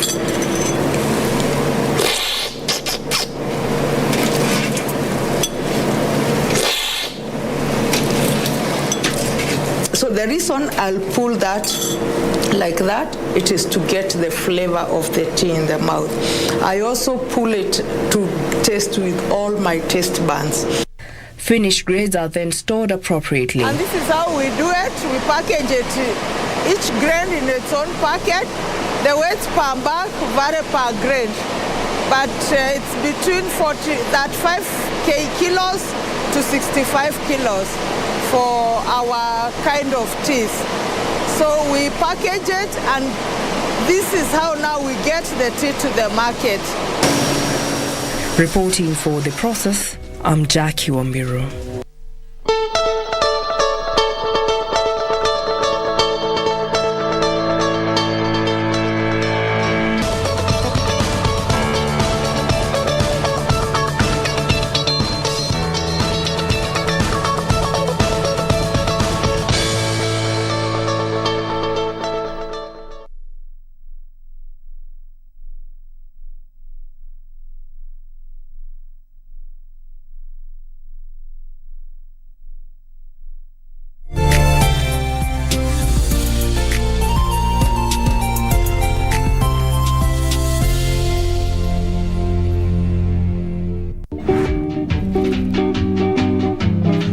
Santos Chifira.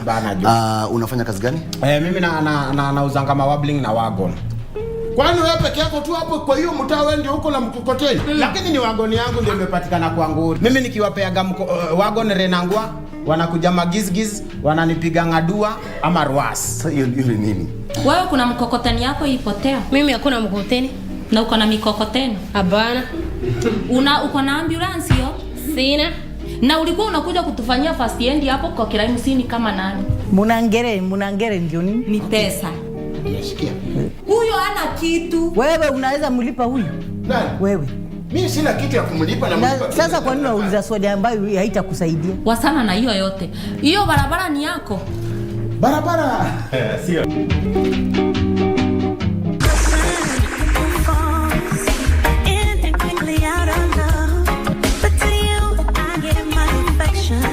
Right from the start. If I have a lover, you gotta show me there's a future in this.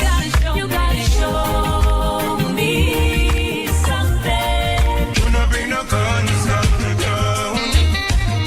You should have left them at home. Should have bring love up the gun. I say spread the joy around. Tell me what to do or what to say to make it right. 'Cause I need your arms around me every night. For me in a reggae party with the eradication. Me have a drink in me left and me right and have a spliff on marijuana.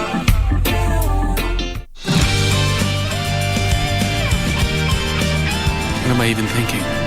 My Jenny's in Denmark now. You know what I don't like the most about you? Not only are you subpar, but you find excuses for your mistakes and waste everyone's time.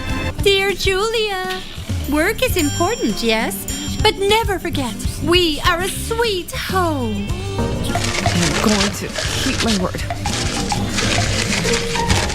I'm going to keep it. I'll keep it. Listen to me. Something happened at the hotel today, and you're totally not going to believe it. For now, I won't tell her.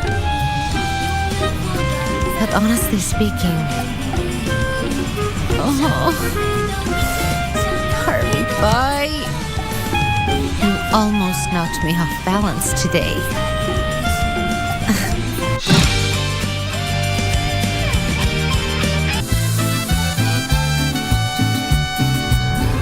Since my father had put you on a pedestal here, he won't throw you out on the street when I tell him what you really are? When I tell him the truth? Don't you think he'll do that?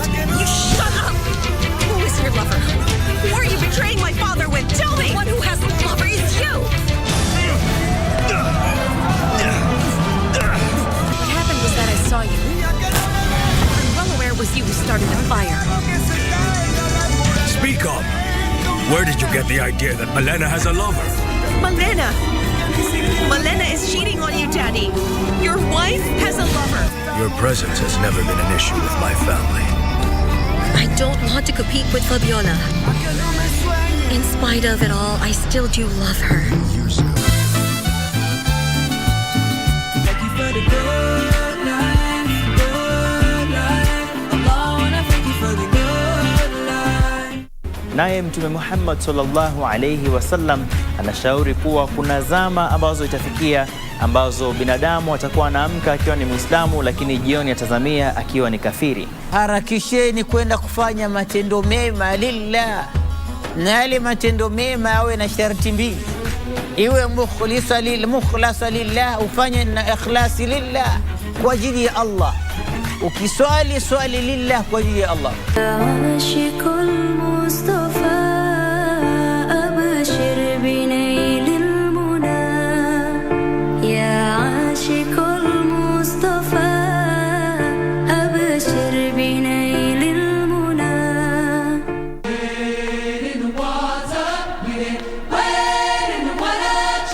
The ACK service this Sunday will be on air at 9:30 a.m. live from All Saints Cathedral.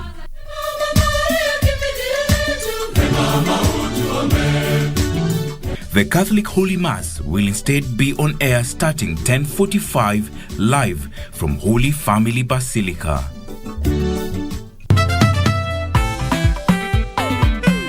Lakini Kinyanjui, unapendanga fujo sana wewe. I like it when the bodies get bullied. So what changes are coming? Oh yes. About that. By the way, guys, I'm leaving you.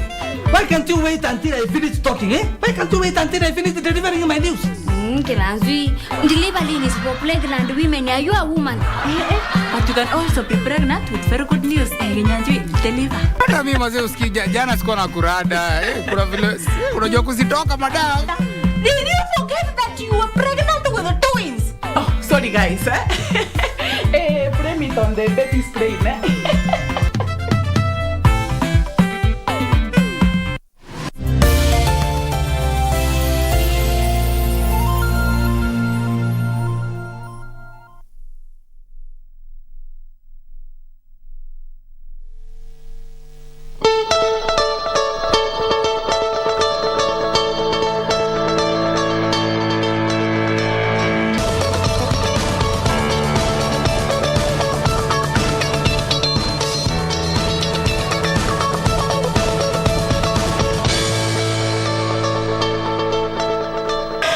Genital mutilation is one practice, just in various parts of this country, different counties, with prevalence being in places such as Kisii, Embu, Meru, Taita Taveta, and even Kuria. Twataka kuheshimu mila zetu, lakini ndio tuweze kuheshimu mila zetu, lazima pia tukae na tuseme zile mila ambazo zaumiza watoto wetu tuachane nazo, lakini zile mila ambazo ni za manufaa kwa watoto wetu tuendelee nazo. The government has also made various strides with the notion of wanting to stop this practice by 2022. When you instructed us with the Shebesh that the target of 2022 to have 0 cases of FGM is your plan, and we are trying to execute it, but Your Excellency, you know this cannot be done alone. First, let me thank the elders, because when they signed the declaration in the State House about 2 years ago, that was one of the new things that we, as an intervention, because fighting FGM requires several interventions. One of the intervention is where we brought in elders because they are the decision makers. In this documentary, we learn about nilisema nataka kukeketwa.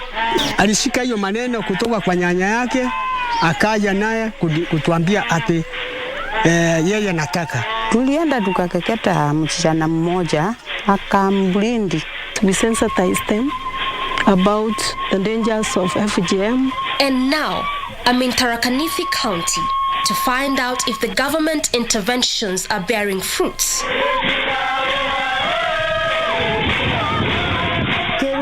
Kaire ntigetonga anankagerero ngabanakaya akandinga mukono ntigetonga ewa kwa mware enwa mugambo nchoweya. I got an appointment with Fides Kithinji, a reformed ex-cutter who practiced FGM for decades. She underwent the cut. Wakati nilitaidiwa nikiwa mkubwa, sababu si hakuna kampuni. Unajua hii ni kampuni yako sasa. Sasa unaona wewe ukiacha huyu akitairiwa na huyu atairiwe na huyu mwingine, wewe uwezi waachwa peke yake. Sasa unakosa kampuni. Unajua kampuni. Sasa hiyo ndio inaniwezesha nitairiwe sababu hakuna mtu tunakaa na yeye. Nitakuwa peke yangu.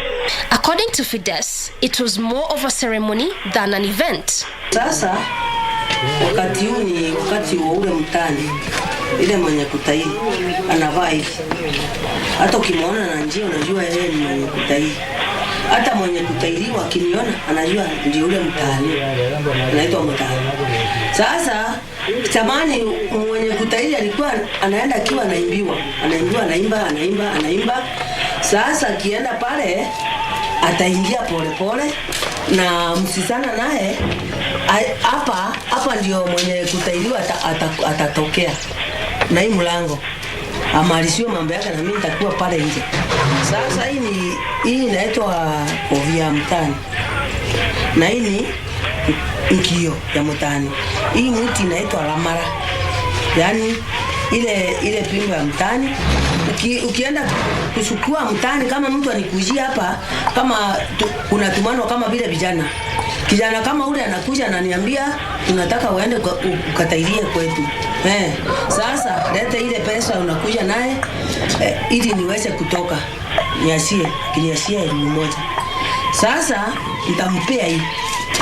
Ona, ataenda naye akijua mtani akienda atapelekea yule mwenye kutairiwa mwambie ukiona hii ujua hakuna utabadilika hata ukikataa tunakushika kwa nguvu.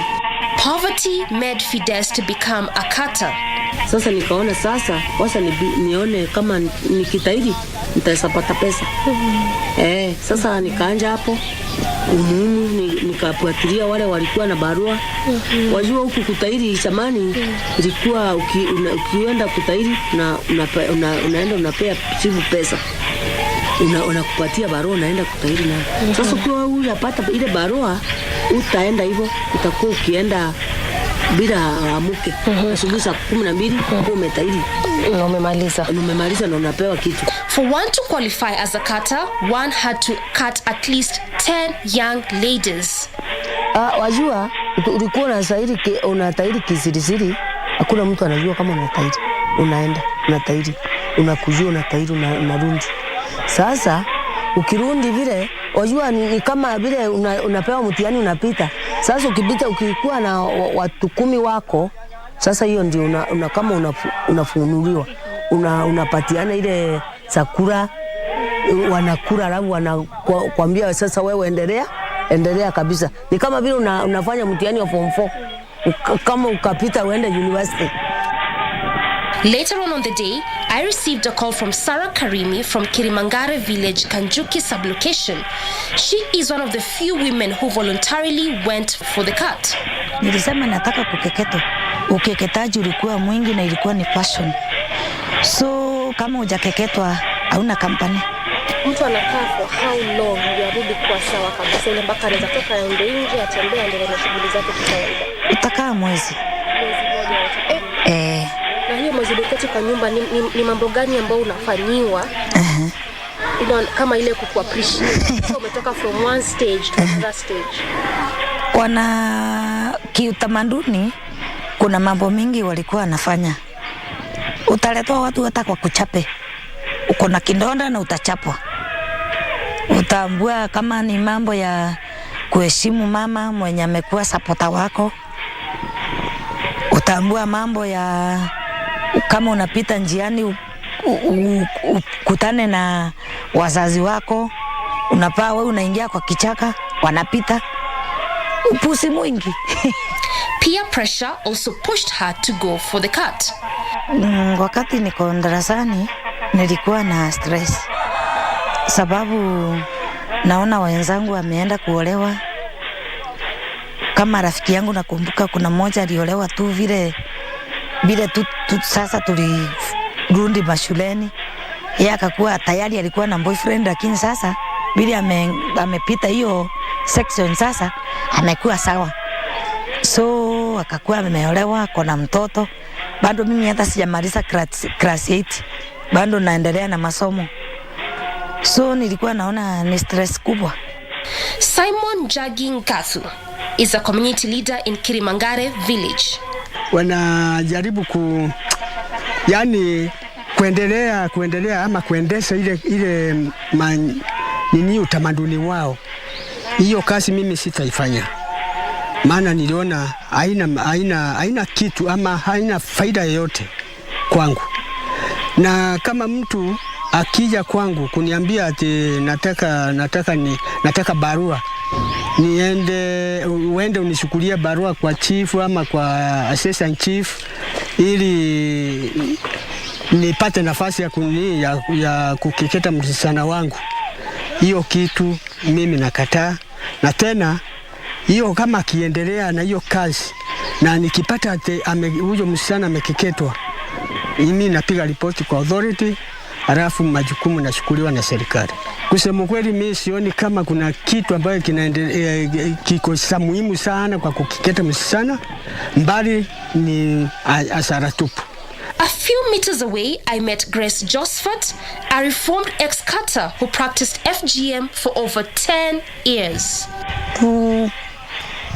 Kuanzia 1979 tukaenda mpaka hata mimi akanifundisha kukeketa. Akitengenezewa pombe akikunywa akalewa, ananiambia sasa nilikufundisha saa hii ni wewe utafanya hii kazi.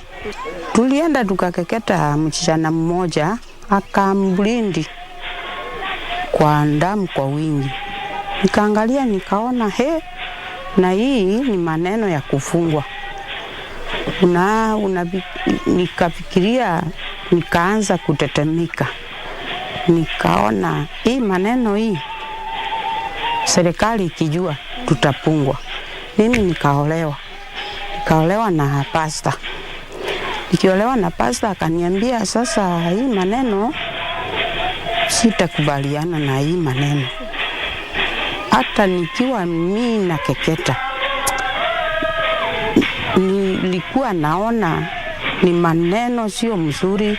Government interventions to stop FGM has attracted support from non-governmental organizations.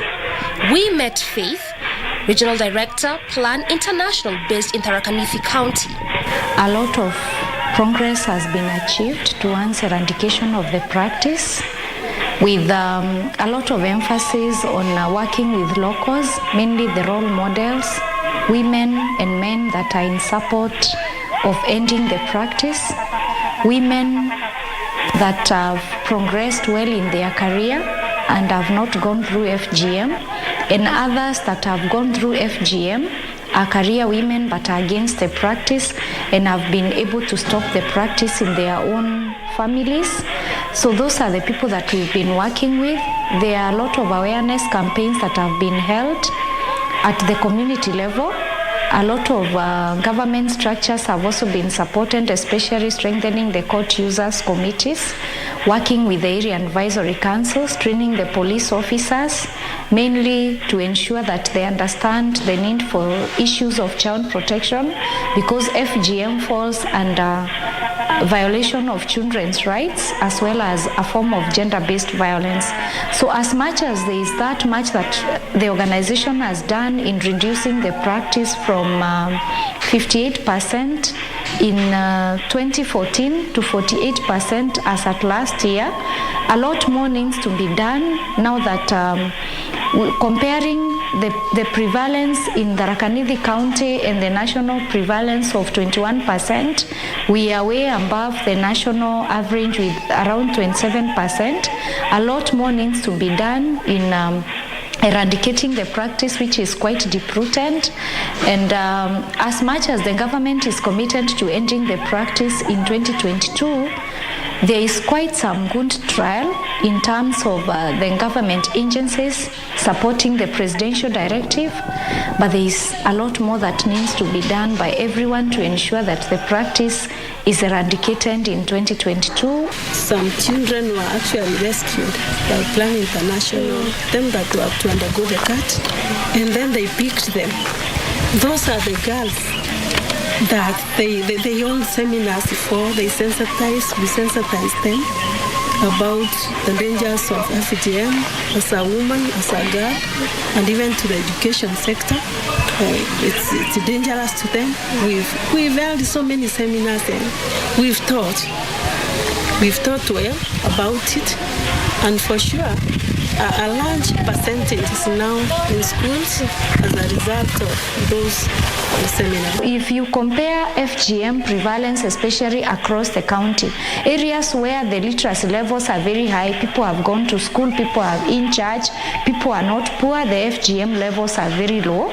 But where the poverty levels are high, there are high levels of illiteracy, then FGM is high. So if we fight poverty, then it will definitely address issues of FGM, because parents will have, they will be financially stable. They can be able to take their children through schools. There is that level of exposure that comes up with the improved level standards of living. There is that interaction with the outside world that brings in the natural transformation from embracing the cultural practices that are retrogressive to encouraging education, to encouraging support of education and hence eradication of FGM in an area. My visit to Tharaka-Nithi County left me with hope. A hope that come 2022, FGM prevalence will be zero. A hope that girls will be given equal opportunity in the society. I will visit Tharaka again.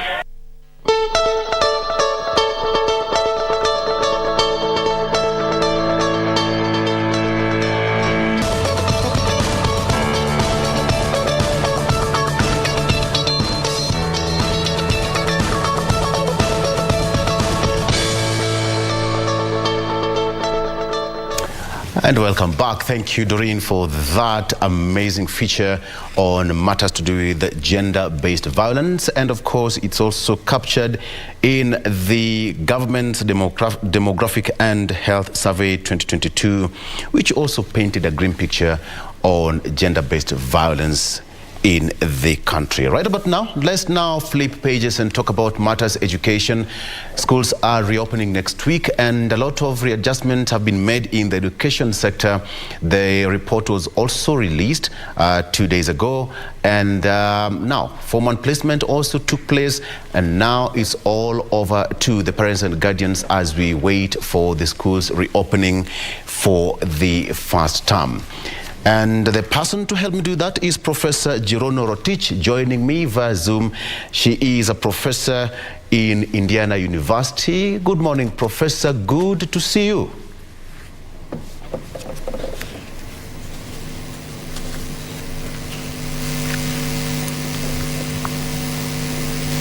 Prof, good morning.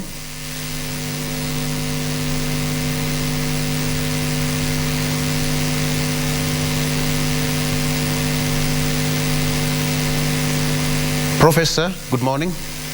If you can hear me. All right, we're still connecting with the Professor Girono there, all the way from the United States of America.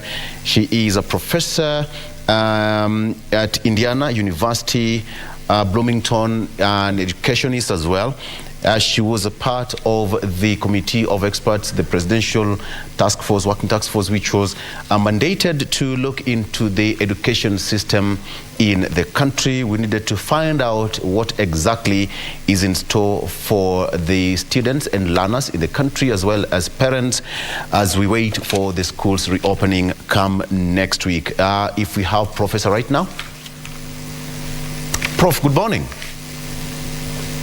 Good morning. How are you doing? I'm doing fantastic. Happy New Year.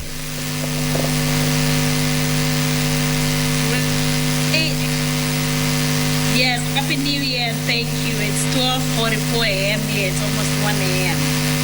All right. So, Prof, before we get into the gist of this discussion, I hope you have seen the report which was released yesterday, and your country is doing so badly. The Demographic and Health Survey 2022 shows a lot of, data collected from across the country. You must be asking so many questions as a citizen of this country. What do you think of that survey, Prof? I don't know what country you're talking about. Kenya? Kenya, my country, you can see I'm very passionate about Kenya. No, Kenya is doing great. I actually just came back from Kenya on Sunday.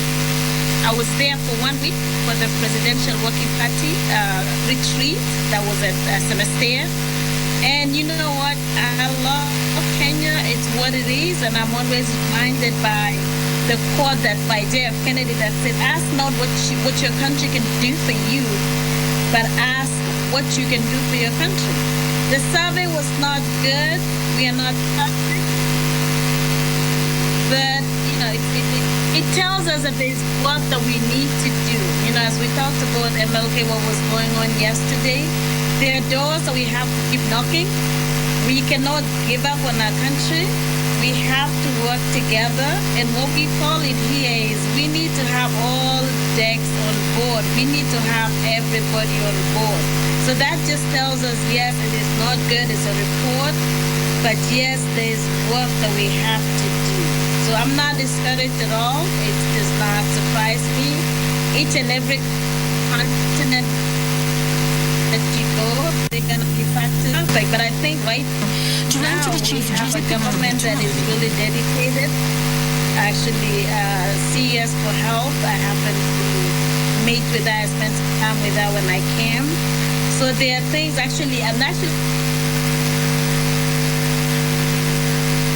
what is getting done is I'm part of the AMPA program that is looking at health and see how we can help on this other hand.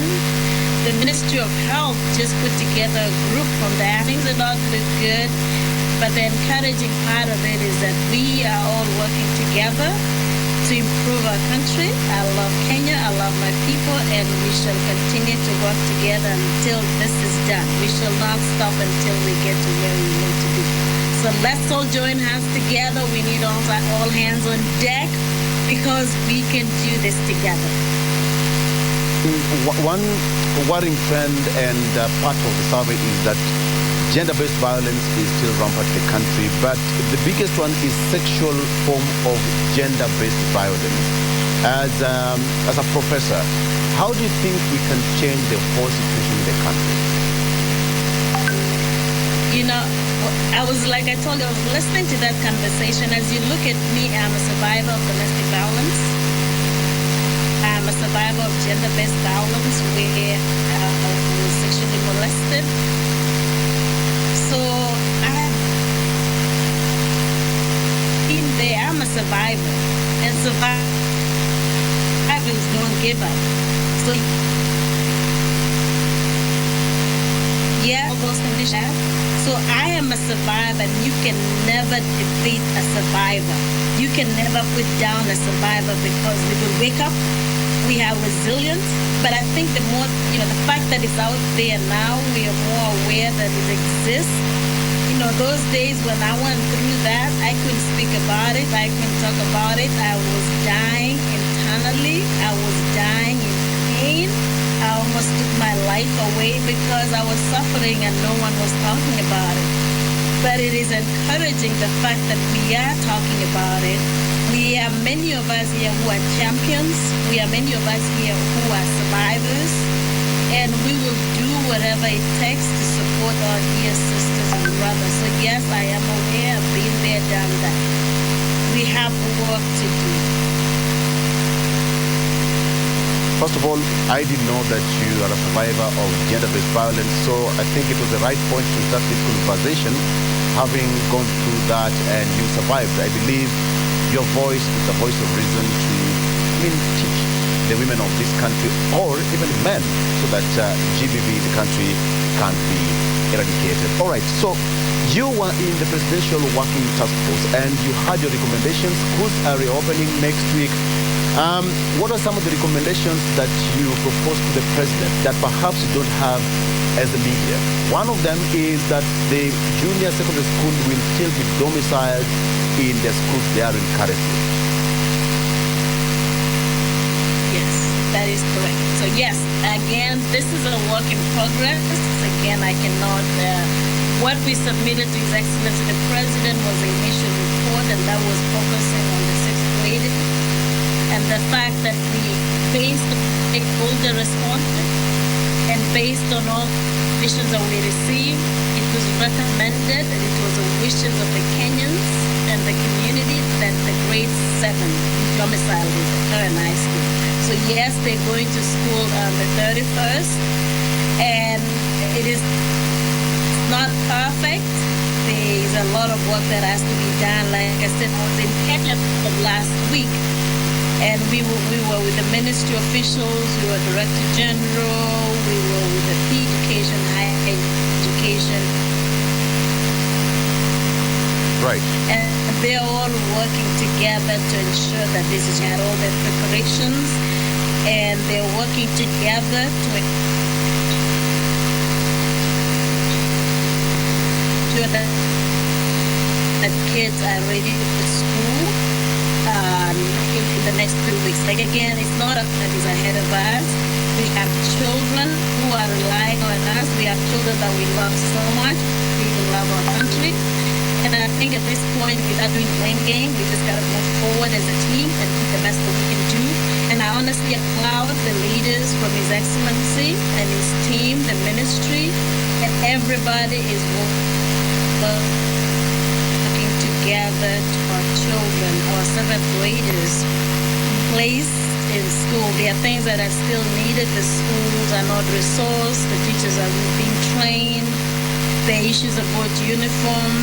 But I think one of the burdens that has been taken away as the CS for Education announced the kids, the capitation will be provided for the 7th graders, so the parents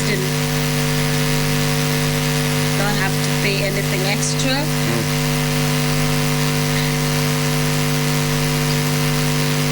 The only thing that they would need to do is to possibility there as. So again, it's a work in progress. We're making progress in the right Professor Manabu and the entire team. Amazing, wonderful, great people. I enjoyed being with them. We work together. Actually, they're working on the report right now because our next report is due at the end of this month. All right. Prof, let's take a quick break and we'll come back. I still need to ask you the issue of uniform. And of course, there's that fee increment that was put out there by the government, and many parents are saying they're not ready for that. So let's take a break. We'll be right back with Professor Jerono Rotich.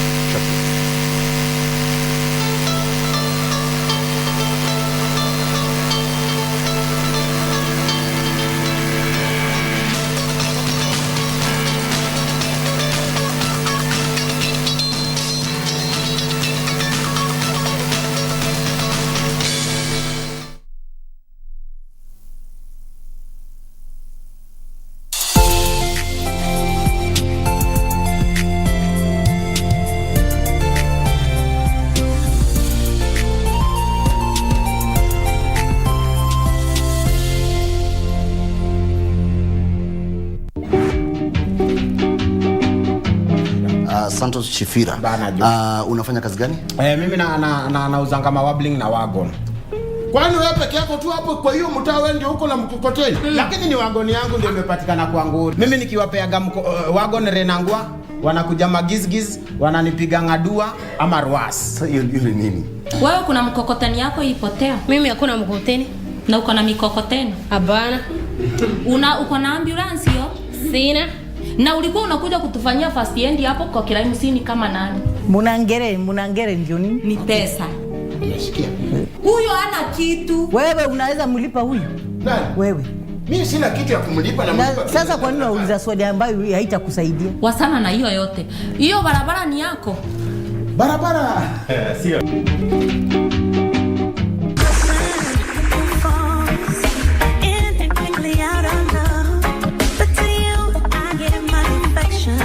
Right from the start.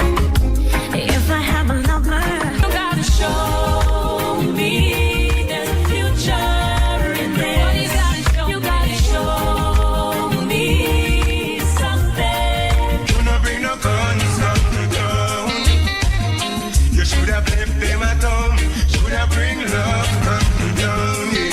I say spread the joy around. Tell me what to do or what to say to make it right. 'Cause I need your arms around me every night. For me in a reggae party, me the in a the car. Me have a drink in a me left and a me right and have a spliff of marijuana.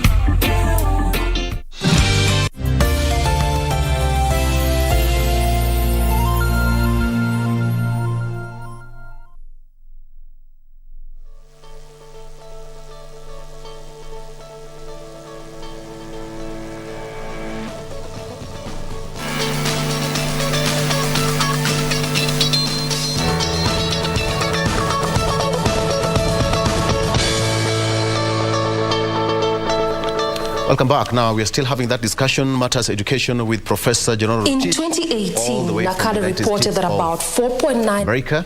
Okay, sorry for that mix-up. Okay, so Prof, welcome back. And let me ask you this question. There is that bit of the fee increment which was subsidized by the previous regime, and now it's been taken back to where it was initially. Many parents are complaining about that. Why was it increased from the initial subsidy to the original figure?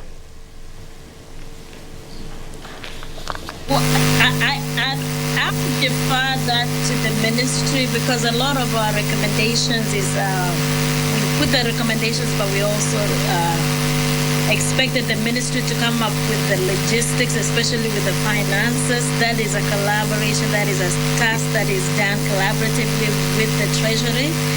So as we are aware that we're facing financial challenges, we are there. So I think it's in the spirit of co-sharing, so that especially as we move into the transitions right now,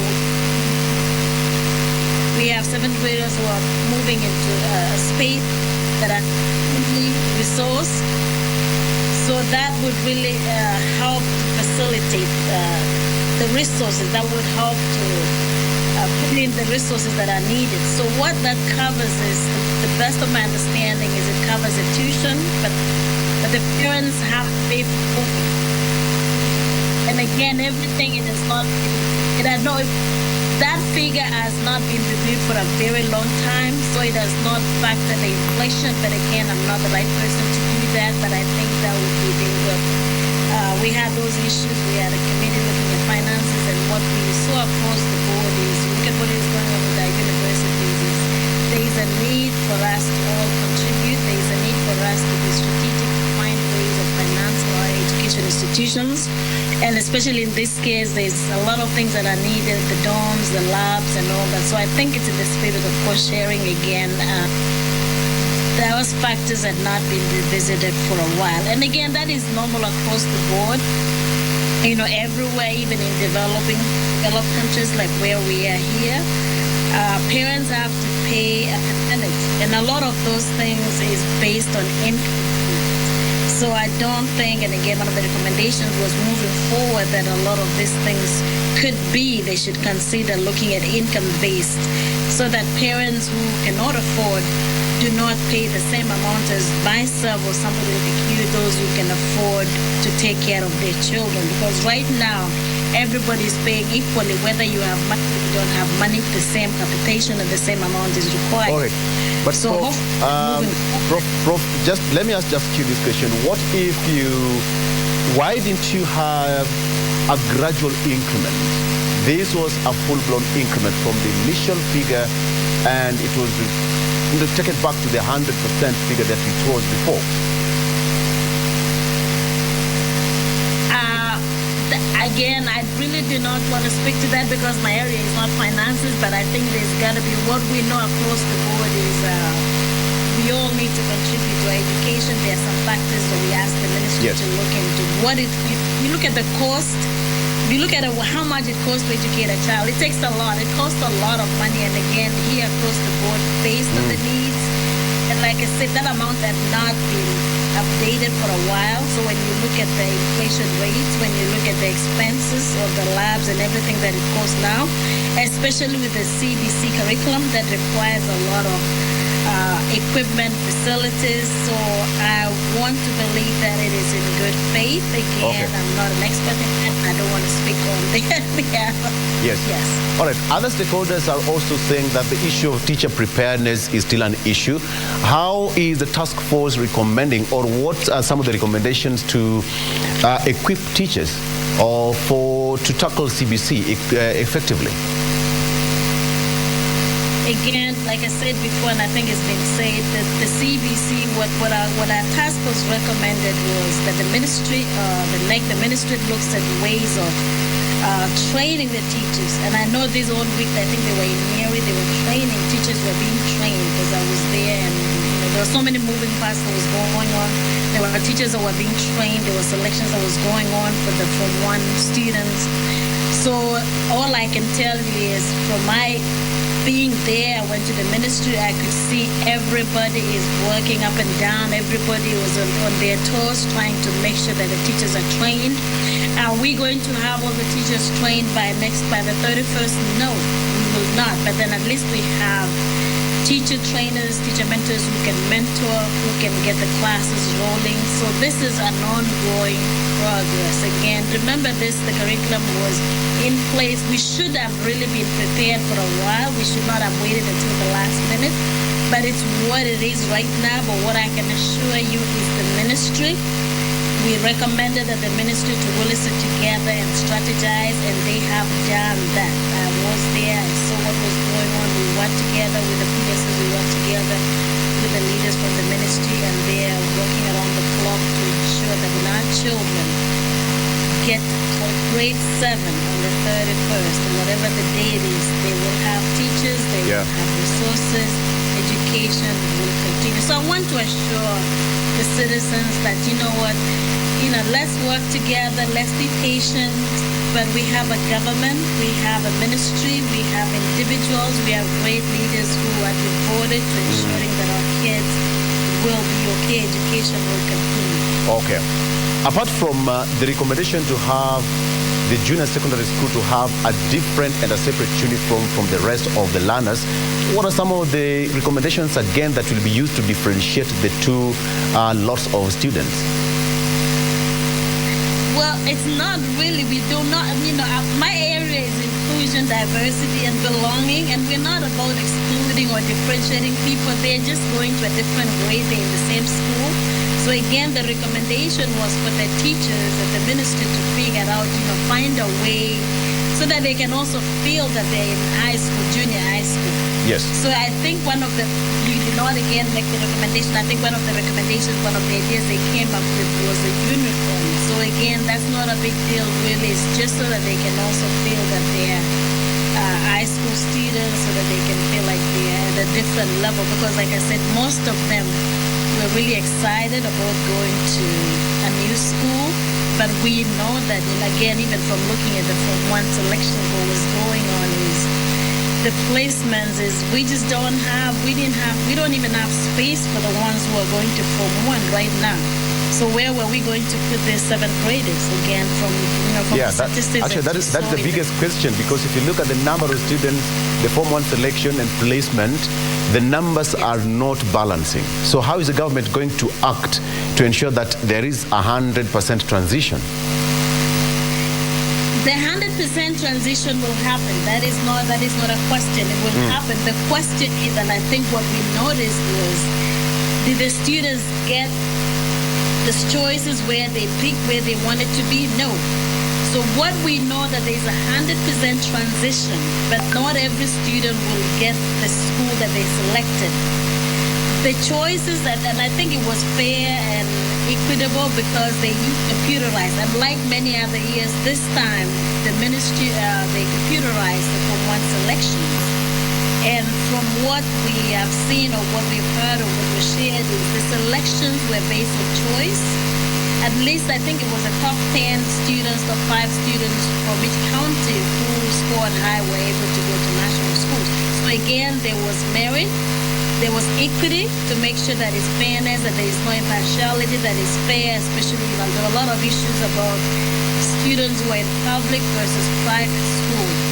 Honestly, it was based on choice, and they tried as much as they could to respect the choice, merit, equity, again, that make sure it was fair, that there was no impartiality, and then the availability of space. That was the really key thing. We have more students selecting schools than the spaces that are available. So therefore, students did not, the parents were not happy, or not everybody's happy with what they got, but that is what we have. We also know that during those elections, what they factored was, again, we talked about 100% transition that will happen. Every child will go to high school. Affirmative action, again, especially affirmative action was factored. Children from disadvantaged communities, they ensured that from disadvantaged populations or communities were able to be considered so that there's that equitable distribution. And then students with disabilities, and also we saw I think we also saw that the refugee communities were also incorporated to ensure that they were given fair opportunities. Okay, so Prof, apart from any other help that the government is going to give, what are some of the recommendations that you put in that report for the government to chip in to assist the parents and guardians? That report is still being worked on. The team is working on the report now. Like I said, the only report that was submitted, and again, I don't have the purview to give that report. The recommendation was for the 6th grade students. We've done that. The ministry is putting together all things in place.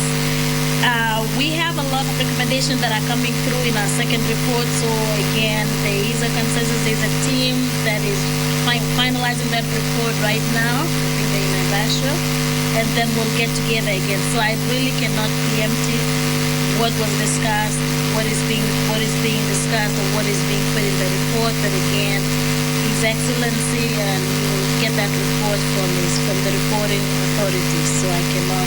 But what we recommended is to really make sure that we are taking care of our children. Education is a very important component for all of us. If you look at what is rolling the developed countries, it's because we have access to education. So ensuring that there's that access to education for all, the equitable, fairness, and really, I think one of the key things that across the board that came through is really helping the schools. We went to the election. We saw that all our schools are not fully resourced, all our schools are not equitably resourced, and that is why some parents or some students are not happy, because there are some special schools like the national schools. I call it the 3R.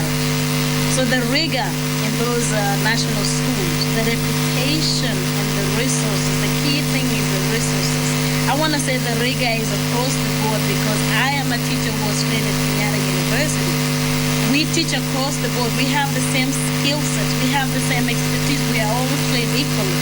So I don't want to say it's the teachers, but I want to say it's resources. It's the resources that really contribute to the reputation, which if we ensure, and I know the government is very committed to ensuring that every school across every corner of Kenya is fully resourced with equipment, with teachers, with whatever they need. I think that is what we need right now, so that our children can go to whatever school they want to go to, they can study wherever they want to go to without fear of having to travel so far. Right now, kids have been placed so far away from home because there's just not enough schools, there's just not enough facilities, there's just not enough spaces for our students. So again, going back to what I said at the beginning is, let's not ask what your country can do for you, but what is it that we, all of us, can do? We are all stakeholders in this. I think if we start looking at that to say, this is our country, these are our children, this is our education system, then we all stop complaining and pull our hands together, pull our sleeves together and say, let's put all hands on deck and let's do what it takes so that we can build, we can resource our education system, we can be a leader in our education system. Okay. Prof, let's just talk about this. NEC quietly released grade 6 results, and it was posted actually on individual schools' portals. This is a complete departure from what we are used to, where there's always a press conference, the ministry officials are always there to release the examination results. But this one was done quietly. Why was it done like that? A complete departure from the norm? Because again, when the president announced, we say that the grades of the scores will not be used. Remember, they are not moving, they are not going to high school. This was just used for intervention. So it was just to share. And I think honestly, being a teacher, I would really love to know that, because then I know the skill sets that the students are coming with. You know, the students are coming in transitioning from grade 6 to grade 7. So that feedback is very critical as to where the interventions are needed. So that gives me, you know, we do those formative evaluations to see where we are, especially now that as we bring teachers, so that helps them to know what are the gaps, where do we need to focus on, where do we need to focus our interventions on. So yes, because the results were not being used for them to be selected to transition to another system or to another school, it was very clear that yes, the results will be shared with the teachers so that they can use them for interventions, for improvement, so that they can help these children. So to me, again, that would be the greatest thing I have. But then the students, they need the labor, they don't need. All right. But Professor, for the sake of knowledge, why will not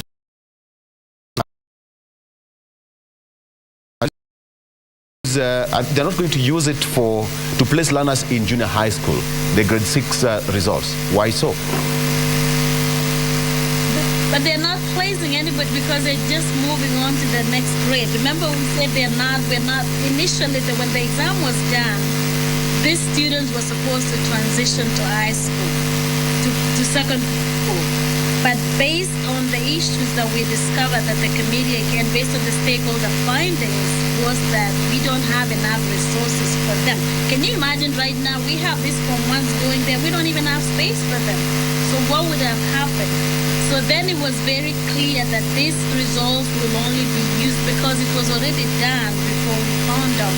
So these results will be used for interventions, and we're just giving them feedback to know where the kids, where they are, the level of knowledge in the different areas. So that one was very clear. Why would you announce it anyway and they're not going anyway? It's just like you getting your report card, right?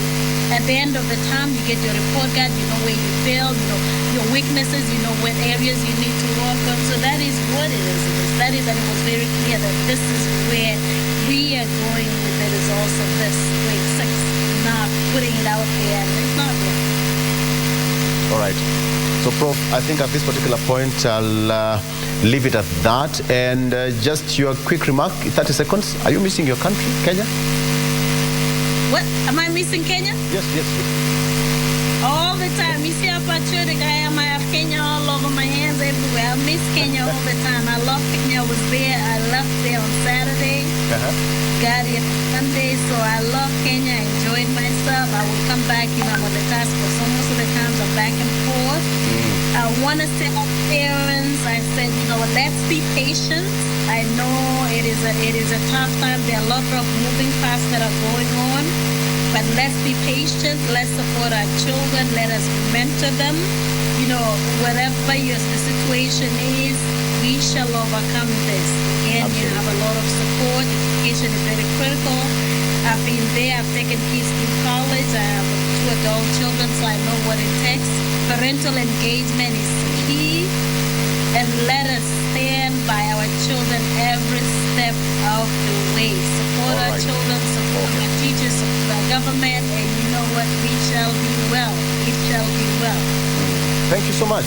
All right, thank you so much for your valid time, Professor, and thank you for talking to us. I hope that in the coming days or weeks, some of the recommendations that you put forward to the President will be effected for the betterment of the education sector in the country. Asante sana. That was Professor Jerono Phyllis Rotich, all the way from the United States of America, talking to us matters education. The NEC released grade 6 results, and for one placement also happened 2 days ago. It's now up to the family, friends, guardians, parents, or even people who are responsible to take their kids back to school come next week. That's where we take a break, but GMK continues after this. Good morning.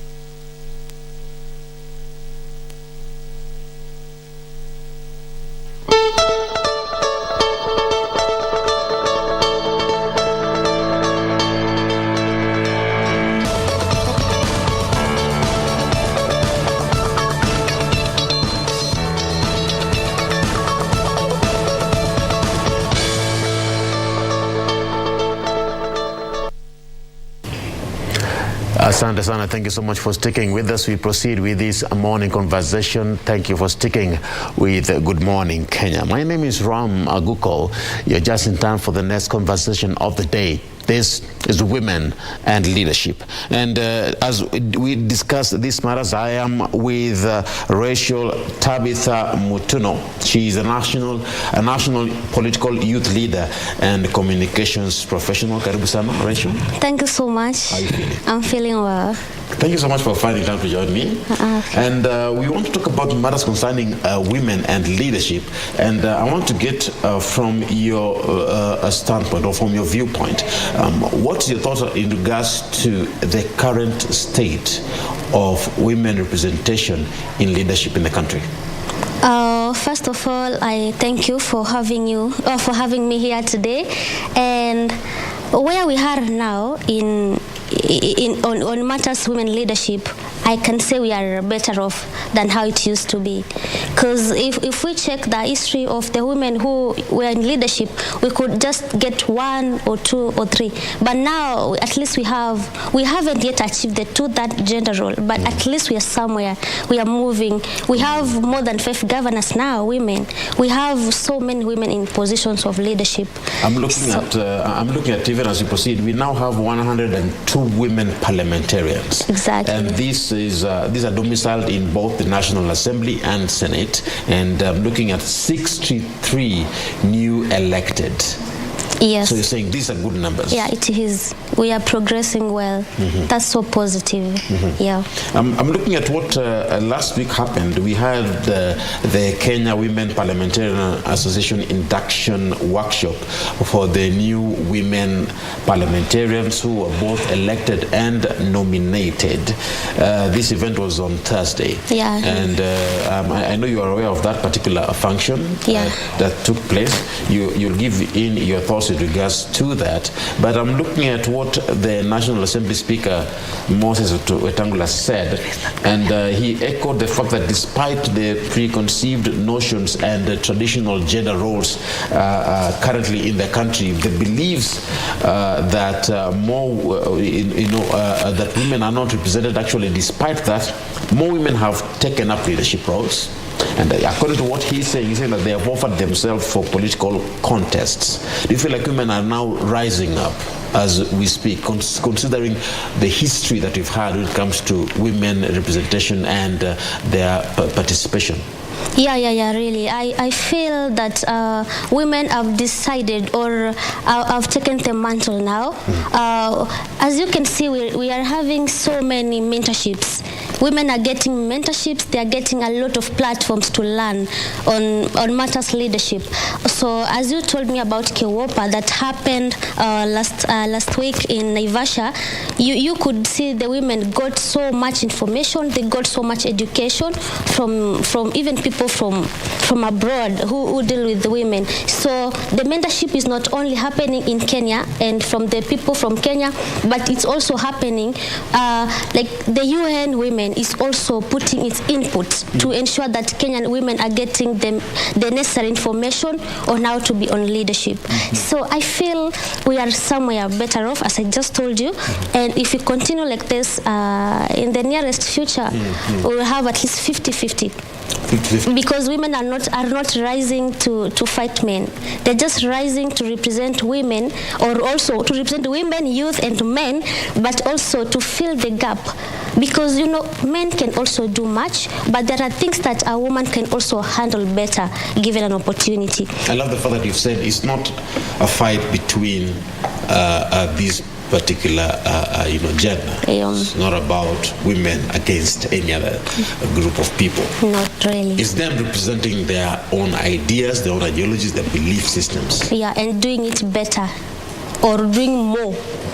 Because if we are now coming to do what it's already been done, then there is no point of being there. So we're trying to come and do more, be more, learn from the men as well, but do more and much. You've participated in women leadership in the country in different roles and participated in different areas. From your experience, what are some of those challenges you've met as an individual? I've seen you interacting with different groups of people. You are with ODM. You are with the presidential secretariat. Was it the secretariat? Yeah. Yeah. And I don't know how things have been for you. Well, we did our best for the Raila Odinga presidential campaign. I know you were nominated. But we get there. But we did our best. The campaign was won at the ground, but whatever happened. We learned so much from that, and I feel it was a nice platform to get the exposure, to do what I felt I could do more. And here on nomination, I got it for MCA in Kitui County by ODM party, but unfortunately it flopped. But the goal was State House. So I just said it's okay. We're aiming at the bigger part of this, but it went all well. We don't regret anything.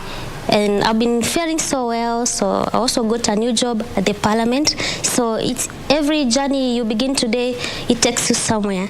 So it's all positive. It's all positive. Yeah. And maybe those lessons that you managed to pick up along the journey that have given you that push to say, you know what, next time I'll do better. Now I know better. You've picked up some of those great, inspiring, lessons along the way. Okay.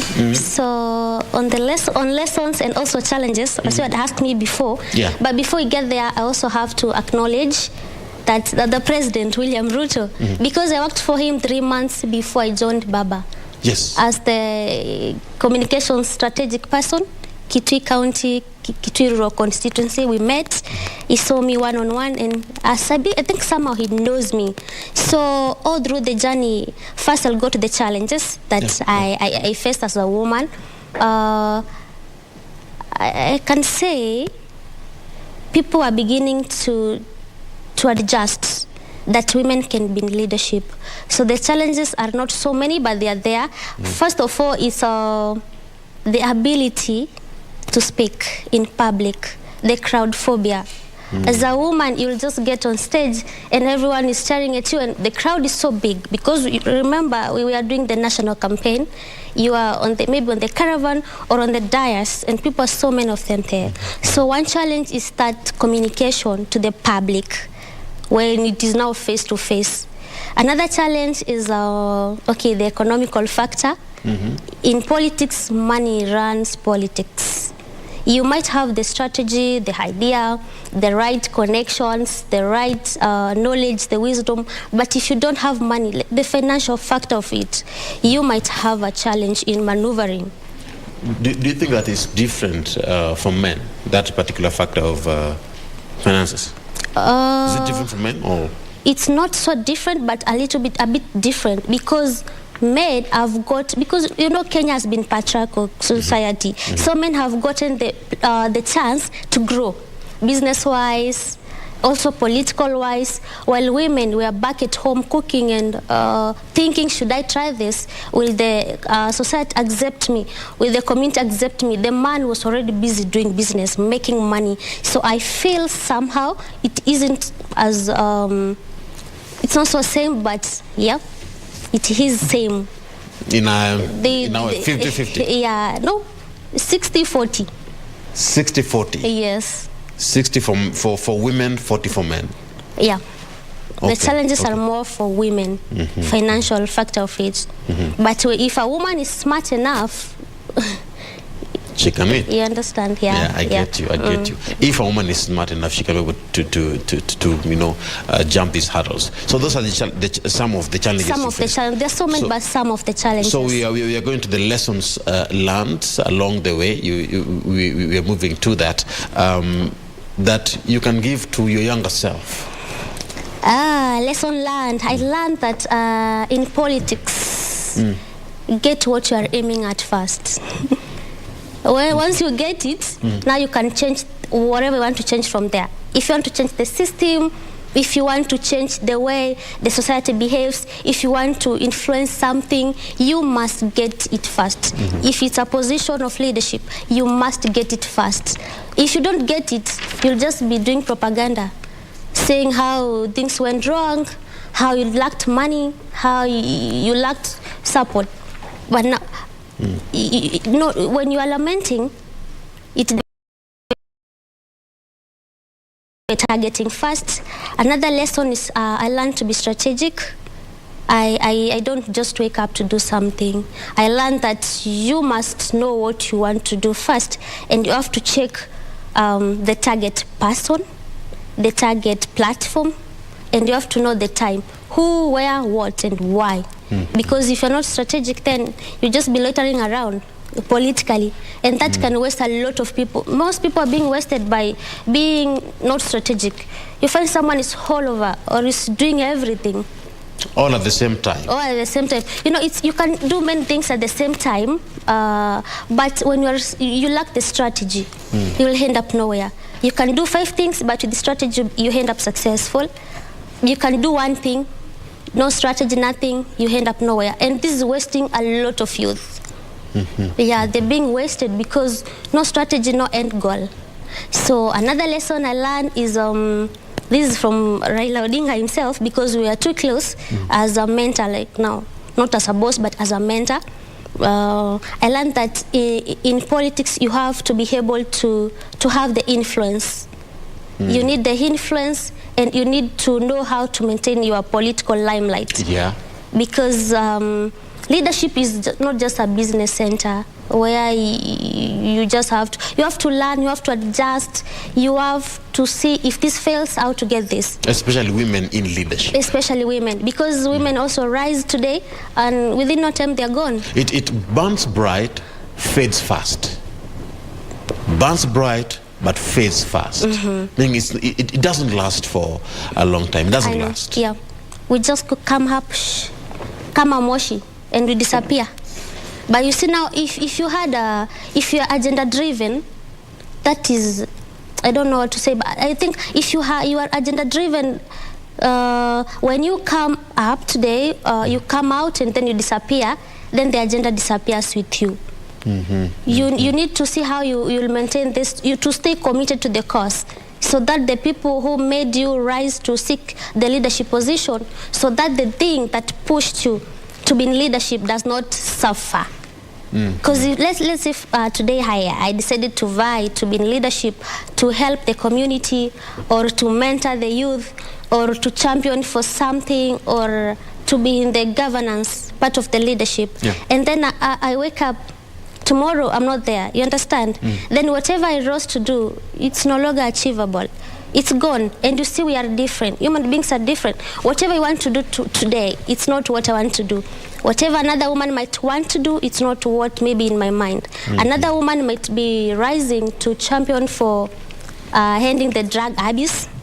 I might rise to champion for good leadership. So you see, if I'm not there, then there will be a gap. Now, what do you think about the aspect of support for women? And I'm going to narrow this particular question down to women and women supporting each other. Do you feel like women need to work on that particular area? I was looking at a particular conversation, especially during the previous general election, and one aspect that came out for some people is that women can be their own enemies. That some of them do not support each other. Is that true? And what's your take on that? It is somehow true, but I encourage people to think beyond. For you to think that someone is not supporting you, it means you are not worth enough. You can rise in such a way that even the other woman has no choice. Make people lack choice for supporting you. But do women support each other? They do. Are they their own worst enemies? They are. They have their worst enemies, and they support also their own. Because for me, I've grown through women. Okay. I have to acknowledge them. I've grown through women. One is a nominated senator, another is a Yala MP now. You get it. So women support one of their own. That part of they don't support one of their own is the jealous part of it. And each human being was born with their jealousy, even if it's 5%. We all have our own weaknesses. We all have our weaknesses, especially the jealousy part. Everybody has it, 5%. So it's upon you to make someone lack option of supporting you by what you're doing. You invest in yourself first, and then they will invest in you. So I try to discourage that thing of women don't support women. For me, the groups I have 3 groups for women purely. Young women campus. That you are participating in. I'm the leader. I'm the founder of them. And have 2 groups now for men and women. You see, now we're giving women more platform. One is called Young Captains. That is it's for women specifically. It's in ODM Women League for filling the generation gap, where I'm the president, like where I'm the national chairperson.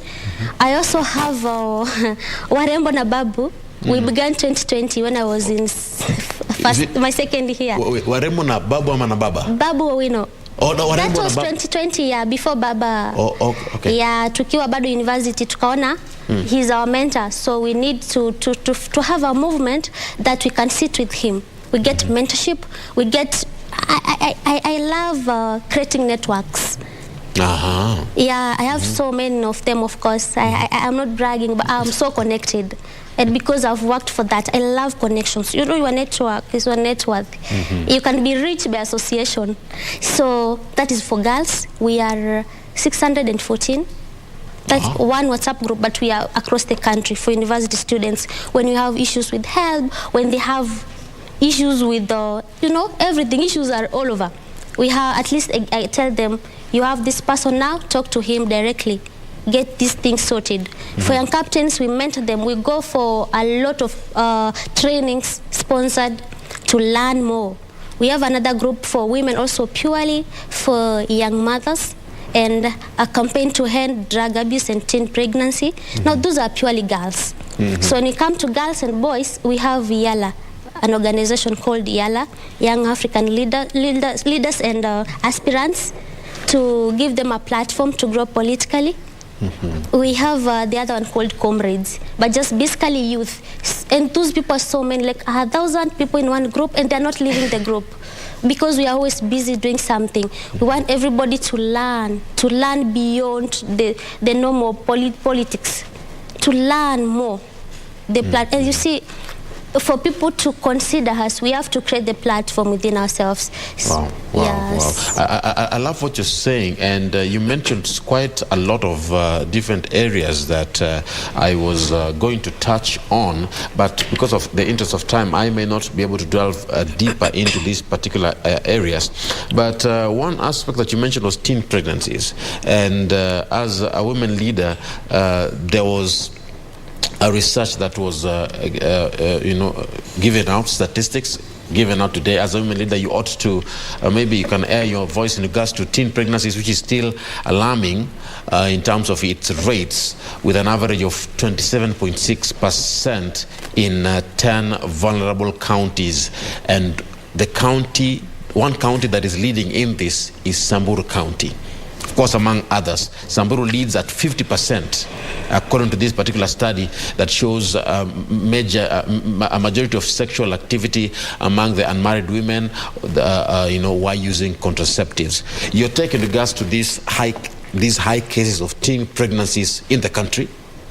I feel we have failed, or we are about to fail as women leaders.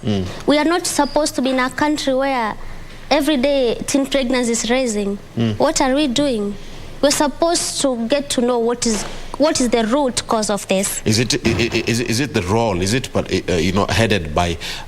Is it supposed to be fought, especially by women in leadership? The women should be at the forefront to fight these things. Exactly. Before men comes after us, we are the mothers. We're the mothers of tomorrow. We're the mothers of today.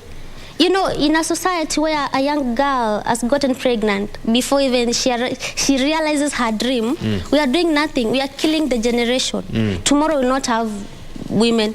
They'll be in the village with 5 kids before they are 20 years of age. We have to insist on education. We have to give them mentorship. We have to let them know that there is so much beyond the village. Because it's happening most in the villages.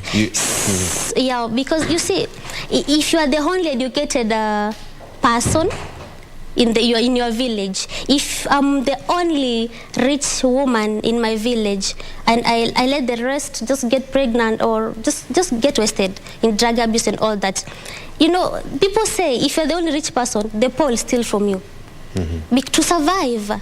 If the girl gets pregnant over there, my son tomorrow, who is a graduate because I decided to focus on my family, will not get a wife to marry who understands what to be done. We'll just take in the village and everyone has a kid, and he has to settle for less. Not settling for less to have someone who has a child, but at least someone who who understands themselves first before. All right, but the reason why I'm asking that is because the young generation is coming up. There's a generation that is also coming up after us, and I'm looking at student leadership. Also, still a very key area because that's where you started from as a student leader. So what are we doing as a country, to raise yet another generation of strong, honest, and leaders and straightforward leaders of integrity in the country, starting from the student level? if these statistics are what you're working with. I understand. Yeah. But now you see, for the generation to come up better and stronger, it has to be protected. Yeah. If they're not protected at the lowest level, I don't see them coming up to be anyone. They'll just end up at the villages and their counties. You'll find just 1%. You're not looking at 1%. You're looking at 50% plus, 50 plus 1. To ensure we have a generation of stable people, psychologically, emotionally, education-wise, career-wise. And that has to be done from the roots. So I don't think we'll have better people if this statistics keeps going up like this. But now students are coming up in leadership. They're doing, sure, Especially they're coming up, they are. So many of them, which is something so good. That's why we have leadership platforms for them to learn more, to get mentorship. But now if they lack the best mentorship, if they lack the best guidance, we cannot assume that they know everything. Student politics is not like national politics. When you come out here, you see the real dust. Kivumbi yenyewe. Kivumbi yenyewe. I love what you're saying. Student politics is not the same as national politics. Very different. Very different, considering that the Duale bill that happened, to make sure we don't riot, no activism. You are campaigning in silence. I want us to bring this conversation to a close, and I still want to give you time to have a final word in regards to how women are rising in leadership. And I want you to talk to the Kenyan women watching you today, whether young or old. Your parting shot as you bring this conversation to a close within a minute. Well, for women who are coming up now, what I can tell you is, if you are going for a position of power or leadership where you have to gamble with men, win because you deserve to win. Do not win because of favor. Do not win because you are a woman. Win because you deserved it. Win because you had the best strategy. Win because you had the best mechanisms for this. Don't wait for favors. Do your best. Believe in yourself, because you can do much. You can do better. What a man can do, you can do better, except some other things. Just believe in yourself. I won't ask which other things, but it's okay. Thank you for coming. You're welcome. I wish you the best, Rachel. Thank you so much. Keep doing what you're doing. It's inspiring to see how women are coming up in leadership, especially when it comes to changing the narrative of gender-based suppression in terms of leadership. Thank you so much for coming. Thank you so much for having me again. Asante sana. Asante. And it is on that note that we bring this conversation to a close. It has been a pleasure being with you. And we now end Good Morning Kenya on this fine Wednesday morning. Thank you so much for sticking with us right here on KBC Channel 1. My name is Ram Maguko. On behalf of everybody that ensured this show was a success, may God bless you. May God bless the work of your hands. Asante sana.